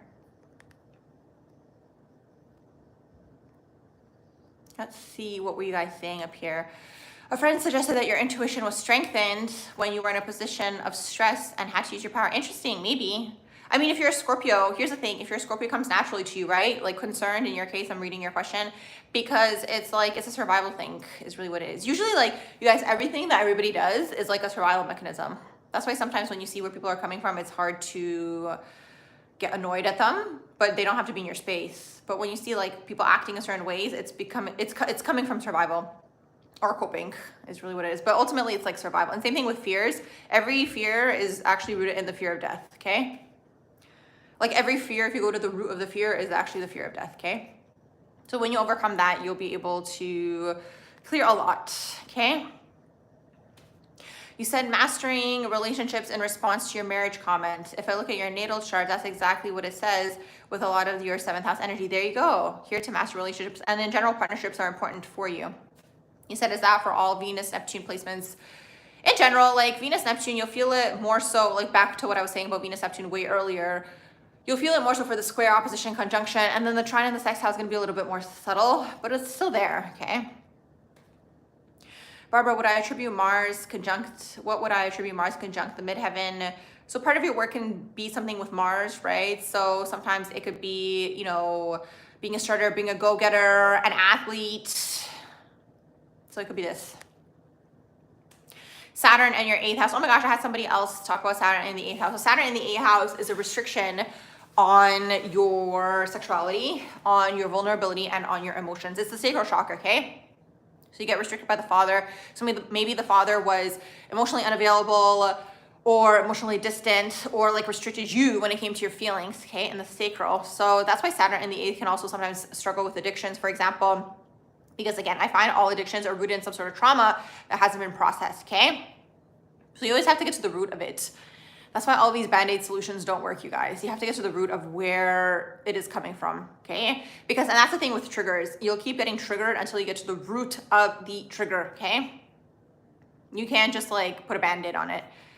That's bypassing. So you have to get to the root of it, and then you have to transmute it by having like a different outcome, okay? So for example, in this case, like for Saturn in the 8th, let's say, you know, Saturn in the 8th, also it's like power, it deals with power and powerlessness, okay, with Saturn in the 8th. So you may have felt powerless at some points in your life. Like that's the thing too. I find people who chase power are usually people who felt powerless in the earlier part of their life, which is like, honestly, in my opinion, the worst people to be in positions of power if you think about it, right? Because it's like, if they felt powerless for a long period of time and then they finally get power, they're kind of like on like a vendetta, you know? So there's that. But yeah, Saturn in the 8th, you could also have restrictions with your sexuality. You could have restrictions with your emotions, expressing your emotions, knowing what your emotions are, all these things, okay? That's basically Saturn in the 8th house, in a nutshell, of course. You said Saturn, and part of understanding Saturn is the definition of struggle. Exactly. You said Saturn and Sagittarius caused you to struggle in school, but still obtain many degrees. Yeah, Saturn and Sag, or Saturn in the 9th house, is usually higher education after, again, your Saturn return. And the early part of your life, you could have that struggle. What else are you guys saying in here? Okay, that was the top. Now I'm back at the bottom. I am progressed Sun into Scorpio. I'm pretty sure I'm at Sun in Scorpio. I need to double check. My number one energy is Scorpio, though, like under the dominant energies. My sun sign is Libra in like the Placidus tropical system. Sun Libra, Moon Scorpio, and then my rising is in Libra, and then my 12th house, my sun is in the 12th house, okay? So there's that. Yay, I'm glad that you knew I was air. That's good. Yeah, I have the Libra stellium going on. I have the Scorpio stellium, and then I'm Scorpio dominant. Scorpio Pluto, and then also Capricorn Saturn. You're divorcing a narcissist. Oh, good.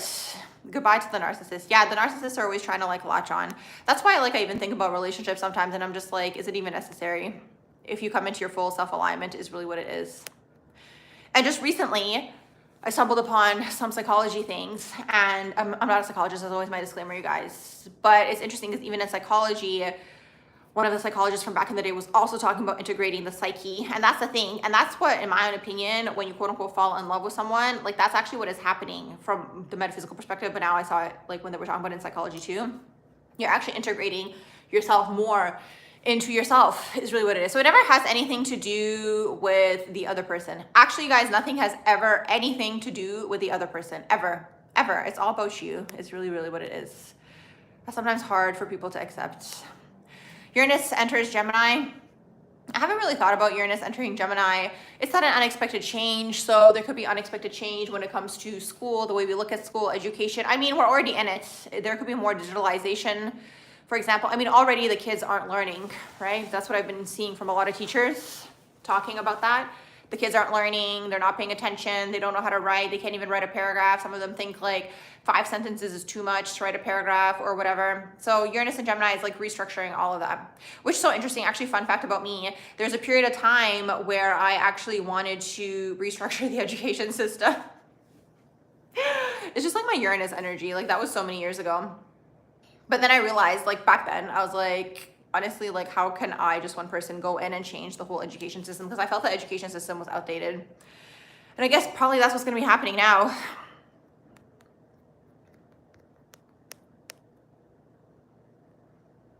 Oh, thank you, Libra vibes for me. Yes, that's probably like the Libra sun and rising. You said, how does Mars opposing Uranus and Neptune work for in a woman? 8th house. That could be, it depends on the rest of the energies in your chart, but that could be unconventional sexuality. That could be also sometimes with the Mars opposing Neptune, like no boundaries. But it doesn't just have to be that. It depends on the rest of the energies in your chart. That could also be a rebel. That could be someone who like wants to start revolutions, okay? Anti-GOB, okay? Is this, and it's in the 8th house for you. What's in the 8th house? Is Mars in the 8th house? Is Uranus in the 8th house? Neptune, what's going on? Tell me. If you're still in the chat, that is. You said North Node Scorpio purpose is to change. You go through change and transformation and death, okay, of the self, and then you assist others in that as well, okay?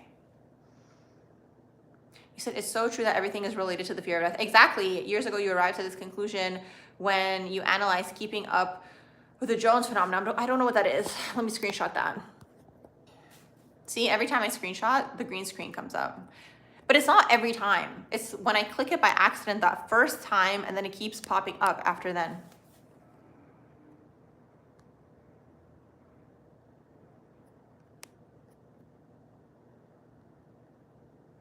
Age of Aquarius is going to be, okay, so you guys are asking about the Age of Aquarius. So we're just starting now. I mean, you know, there's always two potential timelines, right? Because it is a plane of duality. So it could either go into the divine version or the shadow version. The shadow version of Age of Aquarius is, again, everything to do with the artificial I, okay? The letter I. I'm trying not to say some words too many times. So it'll go into that. It'll go into like being obsessed with like ETs and like SPACE and like trying to like go there and like all these things. So that's like the shadow of like the Age of Aquarius. The divine version is like, I find like more so like sovereignty, to be honest, with the Age of Aquarius, like sovereignty in terms of the self and the beings and being in your own energy and being balanced. Because like Aquarius to me is androgynous, is really what it is. Now I know some people are talking about the rise of divine feminine, but I feel like we're actually going more so into the balance of the masculine feminine. That's just the way that I see it. So the thing is, like, yes, the quote unquote divine feminine energy is rising, but the way that I see it is actually like, it's not like it's gonna be now all divine feminine. Because actually what I learned, you guys, and this is just what I learned, so again, I can't confirm this, like I learned it a while back, but I learned that we actually were originally in a matriarchy, and then we went into the, actually shadow, okay? We were originally in the shadow matriarchy, and then we went into the shadow patriarchy. And the way that I always saw it, because I actually have a video on here that I recorded like a few years ago. I took it down because I was using some new age terms in there because I don't like fully support the new age anymore, but the overarching message was there. So anyways, I always saw us going more into a balance of masculine and feminine energy within, which is like you're sovereign, you're operating in your own energy, and like you're energetically like sovereign is really what it is. That's how I always saw it, because to me like Aquarius energy is actually more so androgynous when I hook into the energy, is really what it is. But yeah, so in terms of like everyone talking about the feminine, divine feminine, that's actually like the feminine coming out of like the shadow of the energy and the suppression. Because like everyone who teaches about feminine energy, they look at it in terms of like a material lens, and it has nothing to do with gender and looking a certain way and dressing a certain way. It's not this. The feminine energy is the feelings, emotions, intuition, creativity, okay? You being in tune with that. The masculine energy is more so the outward energy, right? Going after things, being perseverant. Their traits, like their personality traits, it has nothing to do with like the way that you act, you know? So it's really interesting to see, because there's like a counteract energy that's taking place now, especially with content, where they're trying to bind people to each other, but we're actually going into a time of unbinding. That's the way that I see it. I don't know. That's how I always saw it. Thank you, IDK. You said keeping up with the Jones is like comparing your possessions to your neighbors. Oh, okay. That makes sense. Thanks so much for the likes, you guys. Yes, you can also double tap on the video if you want to like the video. You said you're reading a really interesting book on astrology and the Bible and learning so much about the eras. We are still fish swimming around. Yeah. Yes, tell us about the book, because I'm also curious. But all of the religious scriptures are coded with astrology in there. Actually, I talked about this on my threads too. So I went to a planetarium, like an observatory, where you can look at planets. And I found it really interesting because from the distance, it looks just like a religious structure. So I was like, this is interesting that it looks like a lot of the, like the planetarium or like the observatory, like again, it's the place where you look at the planets, quote unquote, right? To me, it looks like the religious places, like the places of worship. So I'm just wondering, what are the places of worship originally? Observatories to look at the sky. So that's my own opinion. You said balance is needed for the masculine and feminine for all. There is no divine without balance. Exactly. Religion is bashing planets, astrology. Exactly. I mean, here's the thing. Think about it this way. If you wanted to maintain control down here, what would you do? You wouldn't tell people the codes, okay? And you use them for yourself. So that's what happens. So that's why they're always inverting everything, saying it backwards, taking out information. And that's the thing with religion. It's like two truths and a lie, because half the information is missing in there. They're missing the information about the feminine energy in there as well. Because actually the feminine energy activates the masculine energy, okay? That's what all of those stories were about. That's also what marriage is about, you guys, which are the Heroes, Gamos codes, okay? So look that up if you're interested in learning about that, okay? Heroes, Gamos, their codes, okay? Which is like the original, I talk about this on my threads too. So check out my threads, you guys, okay? BARBARAJSC. But anyways, like the Heroes, Gamos codes are the marriage codes. And the marriage codes are actually about the unification of the self. It never had anything to do with another person, okay? That's a very like linear way of looking at it. So everything in these books is looked at from a linear perspective and a shadow masculine perspective, okay? To benefit the shadow patriarchy, my own opinion.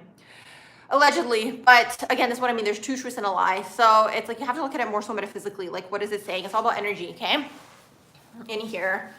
And all of these things. And that's another thing too that I was thinking about too recently. I was thinking about Adam and Eve and like the apple or the temptation. And I actually think the quote unquote temptation is the heightened point, okay? The ORGASM. So I'll leave that with you guys to think about. You said primordial creation codes, Heroes, Gamos. There you go. The creation codes. What if Saturn was a woman? I actually think I saw somebody say that. Oh my gosh, that's so interesting. I think I saw somebody say that. You said, what if Saturn was a woman? I mean, what's interesting is Saturn is Capricorn. Capricorn is considered feminine. So that's interesting. But everything is reversed. You said they were observatories. Oh my gosh, Anna, we're on the same page.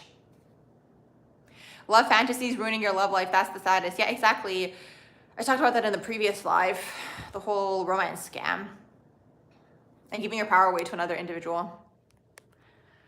Takes away your energetic sovereignty, and that's for everybody. What's the shadow matriarchy? In the shadow matriarchy, it's like when they were using like, and this is the thing, I don't think this is something that is maybe documented. Maybe this is just like a theory, but the whole concept was that in the current times that we're living in, the whole reason they fear psychics or feared psychics, okay, and we're like quote unquote burning them and so on and so forth, is because apparently, okay, from the way this theory goes, and this is way back when I learned this, so that's the thing, okay, take it with a grain of salt, you guys. But the storyline was that in the shadow matriarchy, okay, basically like the quote unquote matriarchs were quote unquote in power. So they were kind of using the spiritual gifts in like a shadow sense, okay? And like manipulating in that way. But I guess that's kind of happening right now. Sometimes I think about it in my head and I'm like, are we actually currently operating out of a shadow matriarchy? But anyways, so that's the story. The story goes, we were in the shadow matriarchy. I call it shadow. People say matriarchy, but I call it shadow because everything is inverted, right? So shadow matriarchy, and we went into the shadow patriarchy, and then in my own opinion, we're going into the balance. But that's just my own opinion from just thinking. Thank you, Shan. Oh my gosh, you're so nice. Any thoughts on Uranus opposing Venus transits? Your relationships might be unstable during that period of time, or different, or unique, or unconventional, okay? And you might be like, in terms of your relationships and your friendships, you might even have more online friendships. You might even like have a lot of friends that are away, for example, Uranus opposing Venus, you know, like you see them once in a while, Uranus opposing Venus. So it could be this. Now, in terms of money, you know, it could manifest into, let's say, instability, quote unquote, when it comes to money, but it's also usually people who are like freelancers or entrepreneurs or actors, actresses, you know, people who don't have a consistent income, okay? That's Uranus and Venus, basically, okay? People who don't have a consistent income. So it's a matter of like figuring out, okay, if you don't have a consistent income, how can you make a lot of money, let's say at once, and then, you know, like a real estate agent, right? That's that energy. Thank you for the kind words. You said a thing you're really into is aspects. You notice that you have no aspect videos. Thank you. Okay, I can make more aspect videos. I asked you guys today on my what's it called, post. I asked you guys what kind of videos you guys would like to see more of. So yes, I can make more aspect videos for you guys. Thank you for the kind words. You started, yes, Venus square Neptune, the saddest aspect. I mean, it's not the saddest, it's just one that struggles down here on this airplane because it's in the ethers. It's Venus and then Neptune. They're both planets of love. One is like more day to day, and the other one is like a more higher dimensional type of love. But that energy always sees the best in people or the divine version. They're always looking for the love story. And you kind of have to see what's happening with the rest of the energies in your chart, because I find that people, and it's so wild because I was literally going to share this video today because I made this video a while ago, share it under my posts. It was called, is romantic obsession a trauma response? Because I find you have to see what's going on if you have Venus square Neptune in your chart, as usual, because it depends. Maybe there's something that's going to cancel it out for you. But these energies, I find, usually grow up in some sort of environment where they don't have like a good portrayal of love. So they kind of disconnect, and then they kind of learn about love through movies, and they learn about love through TV, okay? So you're always looking for that when it comes to relationships, okay? And you know, I mean, I read about this sometimes. Like the greatest love stories are always, I find, like the potential, right? Those are like the greatest love stories where you could have been together but couldn't. You know, like it's never actually being with the person, I find. And that's usually Neptune, is dreaming is really what it is. So that's why like those types of like, and unconsciously this might happen in your life, right? Or you might be looking for that, or you might think that that's what love is, okay? Something where there's struggle and you can't be with the person and then you can, and like all these things, okay? So anything to do with movies and like all these things, okay? Unfortunately, in the shadow, two things in the shadow for this energy. One of the shadows for Venus square Neptune is like you basically like end up in an energy where it's like you might be non-committal because you're always holding out for that one true love. Okay, so there could be that. That could be a shadow of the energy. You could also not see people clearly. So sometimes you quote unquote take more from people, right, than you would, right? Because it's like, oh no, this is my one true love. So it could manifest in that way.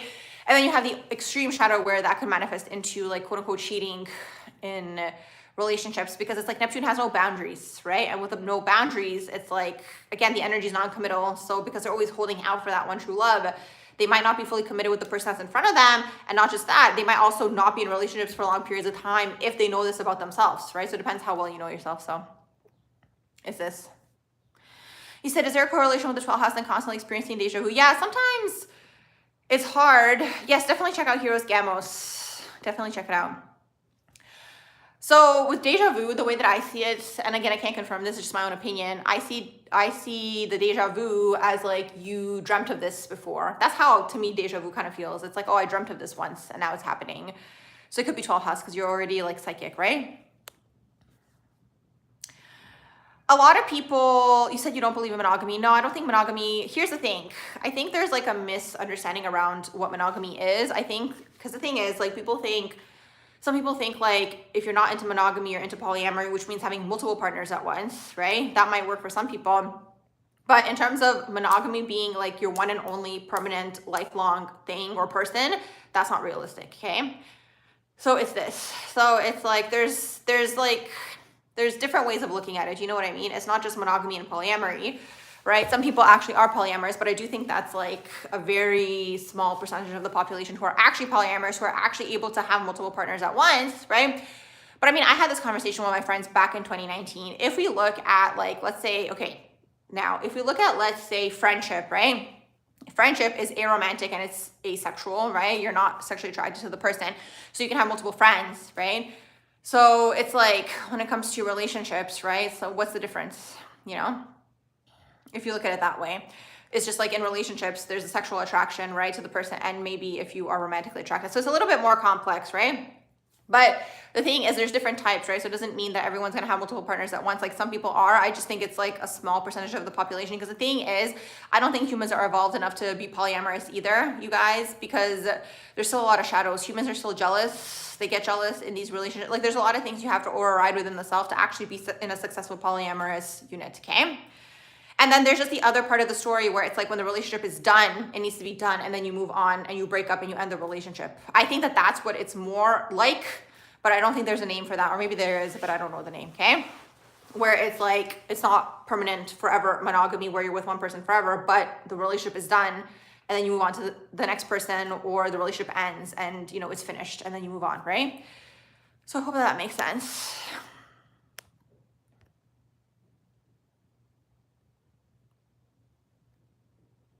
You said Neptune dominant here. It took you years to heal from romanticizing relationships. Yeah, you still find yourself daydreaming. I find it sometimes a coping mechanism.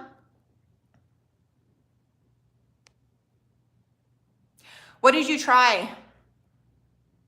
Sick touch.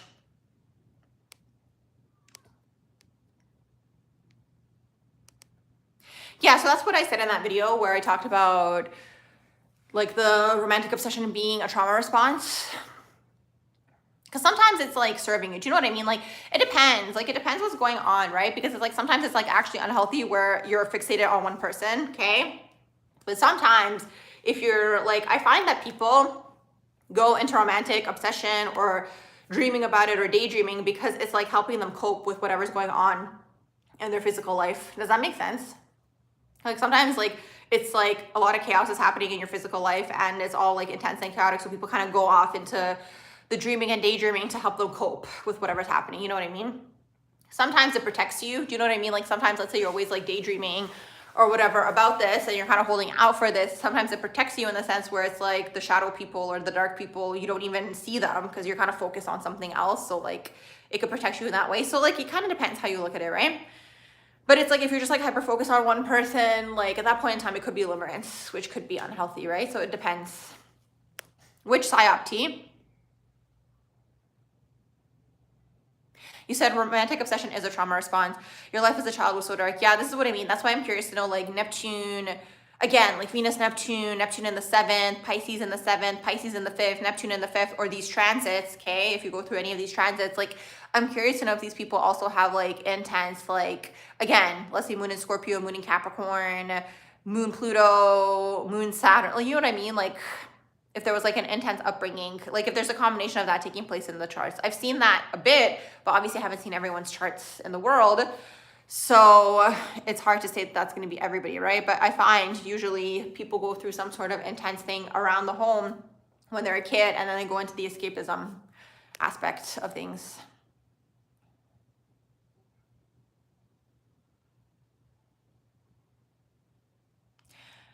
Saturn in the 5th house. Oh, that could be that too. Saturn in the 5th could also be an intense childhood. You said it's a distraction. Personally, if you guys ask me at this point in time, at my journey now, I think relationships are a distraction from your purpose and what you're trying to do down here. Like romantic relationships, that is. Because it's like, here's the thing. In a romantic relationship, in an ideal world, in an ideal perfect world, yes. And that's Neptune, right? In an ideal perfect world, everyone is healed.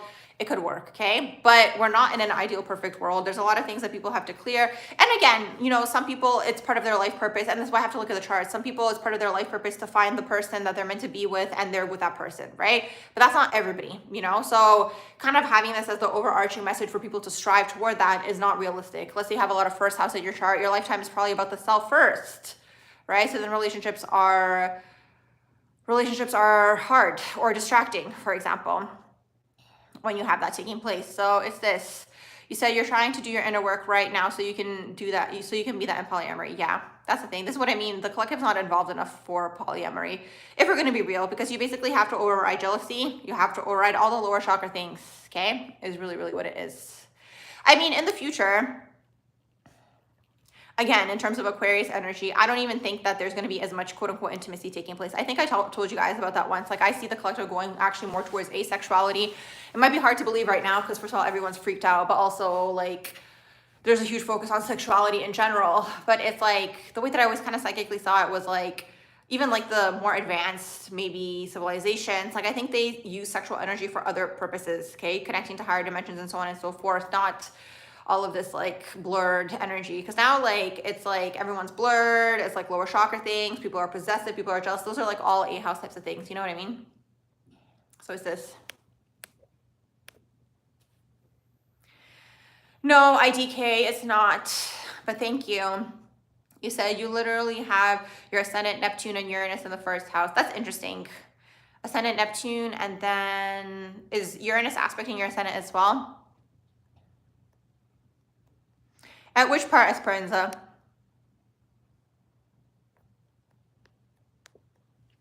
Can I please tell you what it means if you were to have Saturn in the 2nd house? Does that mean you will have money problems and restrictions? The thing is, Saturn in the 7th, your karma with money is connected to the father, and you either incarnate into having money or you don't have it. So you're basically mastering money. So it doesn't mean you're gonna have problems with money. You're basically meant to master money, okay? Which comment, IDK?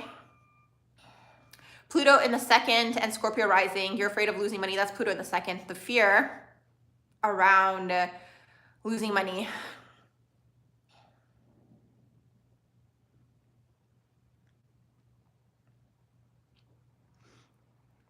Interesting. You said that every person who you read their chart, they have Venus square Uranus. Interesting. I mean, Venus square Uranus, yes, it could bring through bisexuality, homosexuality. It's unconventional relationships is really what it is. Uranus is something that is, again, not part of this plane, right? Again, if we look at Saturn, it's like traditional energy and so on and so forth. Uranus, Aquarius, 11th house is, first of all, to me, the energy is, like I mentioned earlier, it's very androgynous, right? So already you have that taking place. I know they're going to say the air signs, which is Aquarius, are considered to be masculine. To me, the air signs are more so androgynous, okay? Especially Aquarius, it's out of this world. So it's like, usually, like even when you have, let's say, Venus square Uranus, like you're into interesting people or different people, okay? So you will see that usually in people maybe who aren't necessarily fully straight. But again, I don't really think everybody is fully straight. So there's that. Is the collective ready for that conversation? I'm not sure.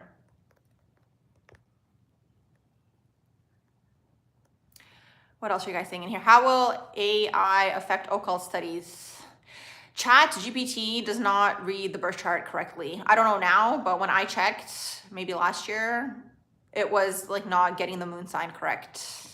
So I'm not sure if they updated it, but when I checked, it wasn't getting the moon sign correct. So the thing is, going into chat, and I'm not going to say the rest of it anymore, so I'm just going to call it chat G. Okay, you guys, I'm going to call it chat G.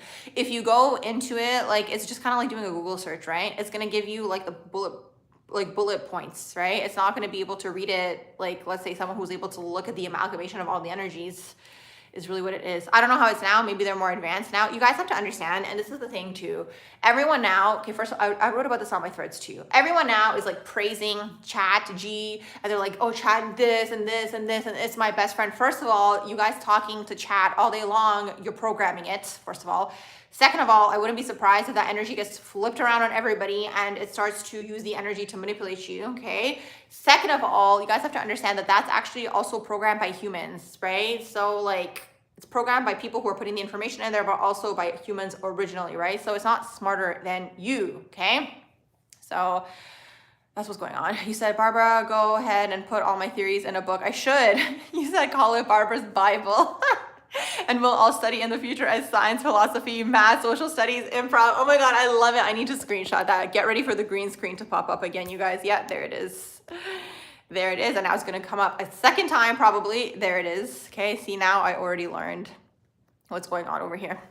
You said country you are from is heavy shadow matriarchy, but it's the men who have all the spiritual knowledge, if that makes sense. This is what I mean. That's why I'm wondering. I thought about that once too. I'm like, are the people who are actually operating behind the scenes a shadow matriarchy? Because a lot of these people who are in positions of POWER actually go to witches and people like that.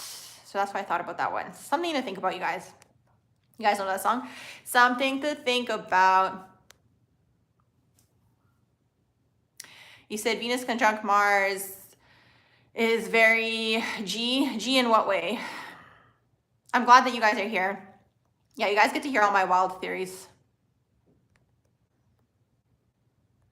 Yeah, that's another thing too. Okay, so traditionally, yes, for homosexuality, bisexuality, like unconventional relationships, yes, you'll see Venus square Uranus, but also you guys, you could also see it with Mars, okay? So you can see it with Mars, Uranus, you can see it with Mars, Neptune, okay? And same thing, sometimes even Venus, Neptune. I'll put that one out there too, because it's like you don't see boundaries when it comes to the person with Venus, okay, in terms of relationships, but Mars is in terms of sexuality. So it's this. He says shadow matriarchy sounds like Scorpio as a power behind the throne. Thank you. Yes, I wanted my nails to stand out, you guys. Somebody asked me if they glow in the dark. You guys are so funny. Barbara's Bible. Oh my goodness. I'd have to call it something else because I can't, like, I don't want to deal with the religious people. They're so annoying. So I'd have to think of a different name. You said you have Saturn square Neptune and Saturn trying the ascendant, and that's all you see from Cafe Astrology. Saturn square the Neptune. Saturn square Neptune. That's generational. I don't know. Maybe because they put out good vibes. You said as a trans person, you agree we're moving more, exactly, genderless world, and everyone is on some flavor of bisexual. Exactly. That's always been my belief. Actually, when I was younger, like in my mid-20s, I used to have the belief that we were meant to live in homosexual societies, because it just kind of made sense to me that everyone, like, it was a few things, certain things that I can't say on here. For example, a certain spot that's in a certain spot for people from a certain gender that's in a different spot that only something can access. Are you guys following what I'm trying to say? So I was like, why is it up there if they're not meant to engage with the same gender? So that was one thought. And then the other thing that I thought of was for the other gender, I was like, well, the thing is on the outside, which is like, it doesn't necessarily have to go inside. Anyways, certain things I can't say on here. So hopefully you guys can kind of follow the train of thoughts. But yeah, at this point in time, I definitely see us going more towards like, basically like androgyny is really, really what it is. And that's the thing too, like that's also like, I talked about that in the video when I talked about the future where I see humanity heading. It's just like, that's the whole reason we even have the physical form that's like in the older generations was like more extreme feminine and more extreme masculine. Right now that the energies are starting to merge together, it's going to show on our physical appearances. Well, that's going to happen over time, obviously not overnight. You don't believe in marriage. I mean, here's the thing, you guys. Marriage was a business deal, okay? It was a business contract, ultimately. Bye, T. Thank you for being here. You said, why is everyone so obsessed with gay, straight, bisexual? Why are we so concerned with what others like? You don't get it. I mean, that is the question after all. You said, do I believe in marriage or no? I mean, I think it benefits some people. You guys have to understand, like marriage was a business deal, okay? It was a business transaction. If you look at it in terms of you and the other person, you're going into a contract for a business deal connected to finances, connected to money. You know, everyone's agreeing what they're going to do in the marriage. I can see it playing out that way, yes. But is it for everybody? No. But not everything is for everybody anyways, right? So it's this. Interesting, Anna. I got my evil eye bracelet in Europe, but I'm not wearing it anymore. It is fire. Is this? You said you accidentally got glow in the dark rave and only learned it when you were in the laundry room shutting off the light. That was your rave. Marriage is Saturnian, exactly. Marriage is Saturn, one of you guys said. And we're going more, if we're going towards Aquarius, it's Uranus, right? So we're moving away from that. It's this. And it's like, I think, again, what I was saying to you guys earlier about the heroes gamos, okay? I think it was the interpretation of what marriage is, what people interpret it as two people being together forever, okay? And I'm not saying it doesn't work. I just think it's going to work for very few people, and you'll see that in their natal charts where they're kind of meant to be in this unit, okay? But it's not for everybody, first of all, okay? I think the quote-unquote marriage codes, or what it was intended to be, is the unification of the energy within the self. I mean, for you to get to that point, you have to basically go through experiences with other people, okay, to basically unify the energy within, right? Because people are showing you and you're going through these relationships, yes, and that can be with anybody. This is what I mean when I talk about sexuality being on a spectrum, okay? It doesn't have to be like, sometimes you'll have that happen with another person from a different gender or the same gender. Like, that's the way that I see it. It doesn't matter who it's coming from, because like there's still a pull there, you know what I mean, to that individual. So it's this raw veganism. I think it's a lot of work to be a raw vegan. Again, same thing. I don't think it works for everybody. I don't think it works for every body type. You know, and when I say a lot of work, you have to actually like properly cook, or it's raw, but you have to like make sure that you're getting everything. Do you know what I mean? When you're making your food. Even veganism, like even sometimes vegetarian, right? Like I'm vegetarian, but it's like, you know, you have to make sure that you're getting all the food. Like sometimes it's more work to cook certain things, you know what I mean? Or you have to be more creative, right? So again, it works for some people, it doesn't work for other people. I find, again, you know, vegan, like raw vegan, I'm sure is probably how we used to eat back in the day, right? We would eat what was available out there in the forest. So there's that. But I think it works for some people, and I think it doesn't work for other people. I think it depends on your body type.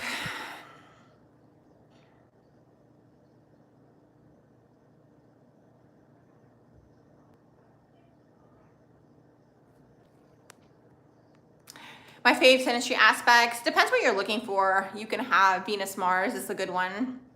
You said evil eye is just Saturn. You don't wear that anymore, remembering the eye. Yeah, that's the thing. I think about that. See, so interesting you say that, because I had an evil eye necklace, and then in my mind, I'm like, this literally looks like Saturn. Oh my goodness, you guys, we're literally on the same page. You said, what's my opinion on Pluto when it represents, for what it represents in this world? Like Venus is relationships, Mercury is communication. I mean, Pluto's the underworld. I find all the shadow aspects of society are Pluto, okay? So anything to do with like the shadow aspects of people trying to get money fast and all these things, okay? That's all Pluto in the shadow. That's the way that I see it. So, you know, like let's say people who are like in the MAFIA, or people who are in GANGS, right? Like that's all Pluto to me. So Pluto plays a huge part if you think about it.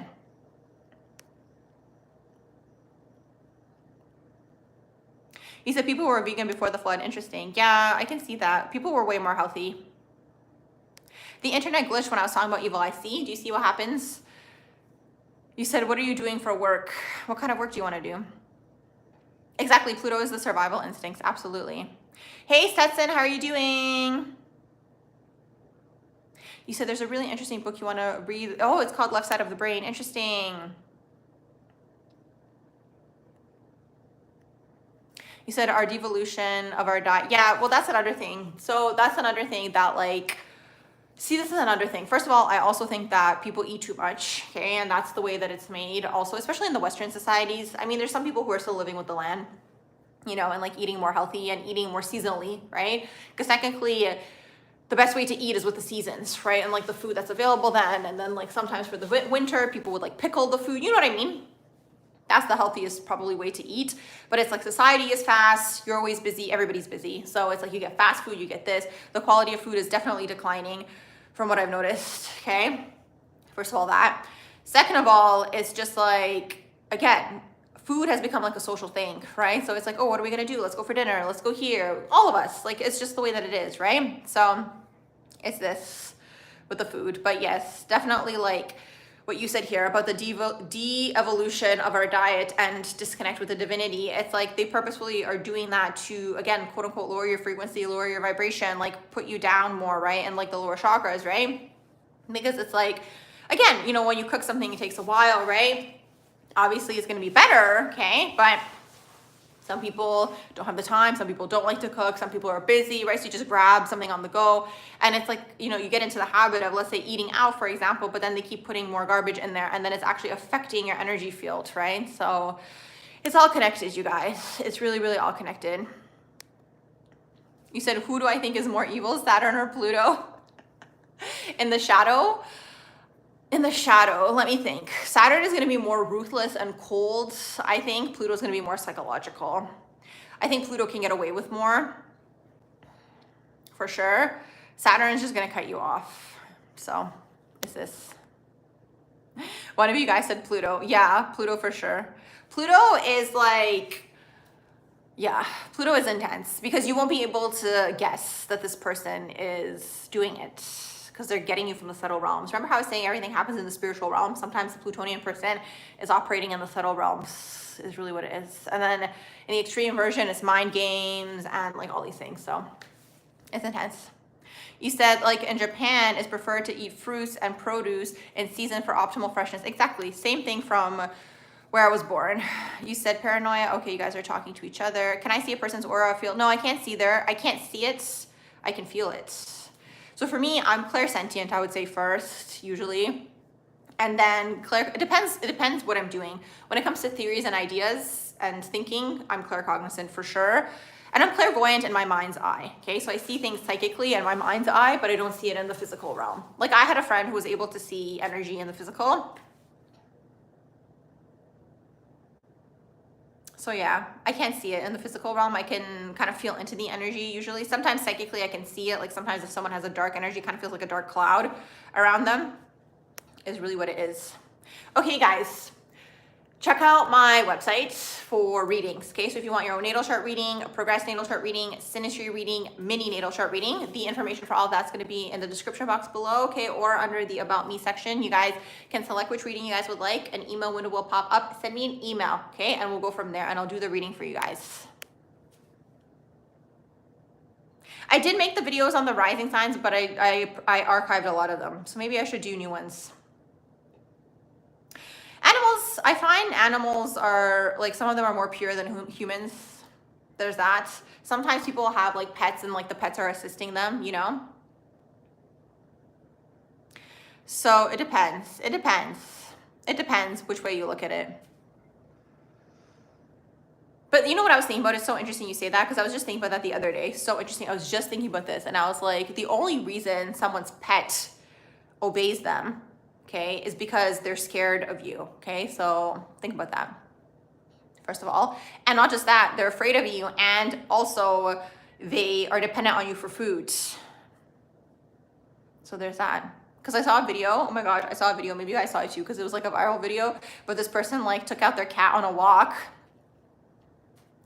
Took out their cat on a walk, but the cat was on a leash, and like the cat was like running, and people in the comments were like, oh, the cat is running away from you. And then I was thinking in my head, maybe the cat didn't know that the cat was on a leash, but I was thinking in my head and I was like, oh my goodness, the first opportunity the cat like wants to leave and run away. So that's how I kind of was thinking about that. So it depends. Like I know for some people, like, you know, they're lonely and then they have the pet, and then the pet kind of assists them with their journey. But then I was also thinking about that the other day. I'm like, the only reason the pet is like, you know, quote unquote behaving or listening to you, at the end of the day, it's still an animal. Do you know what I mean? So you never know with animals. Like I know you can train them, but there's all kinds of stories.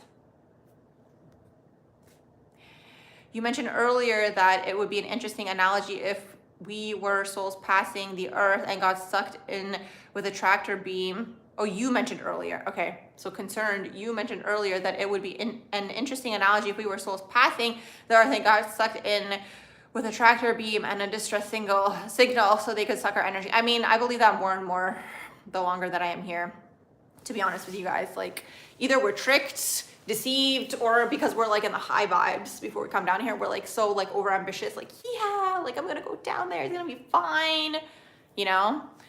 So I can totally see that theory being accurate. So it's this, there's different theories, but it's just like, the more you learn about this plane, honestly, you see how dark it is, how intense it is. There's always something dark happening. There's always energy harvesting, energy like fear mongering, taking your energy. So there's more happening here.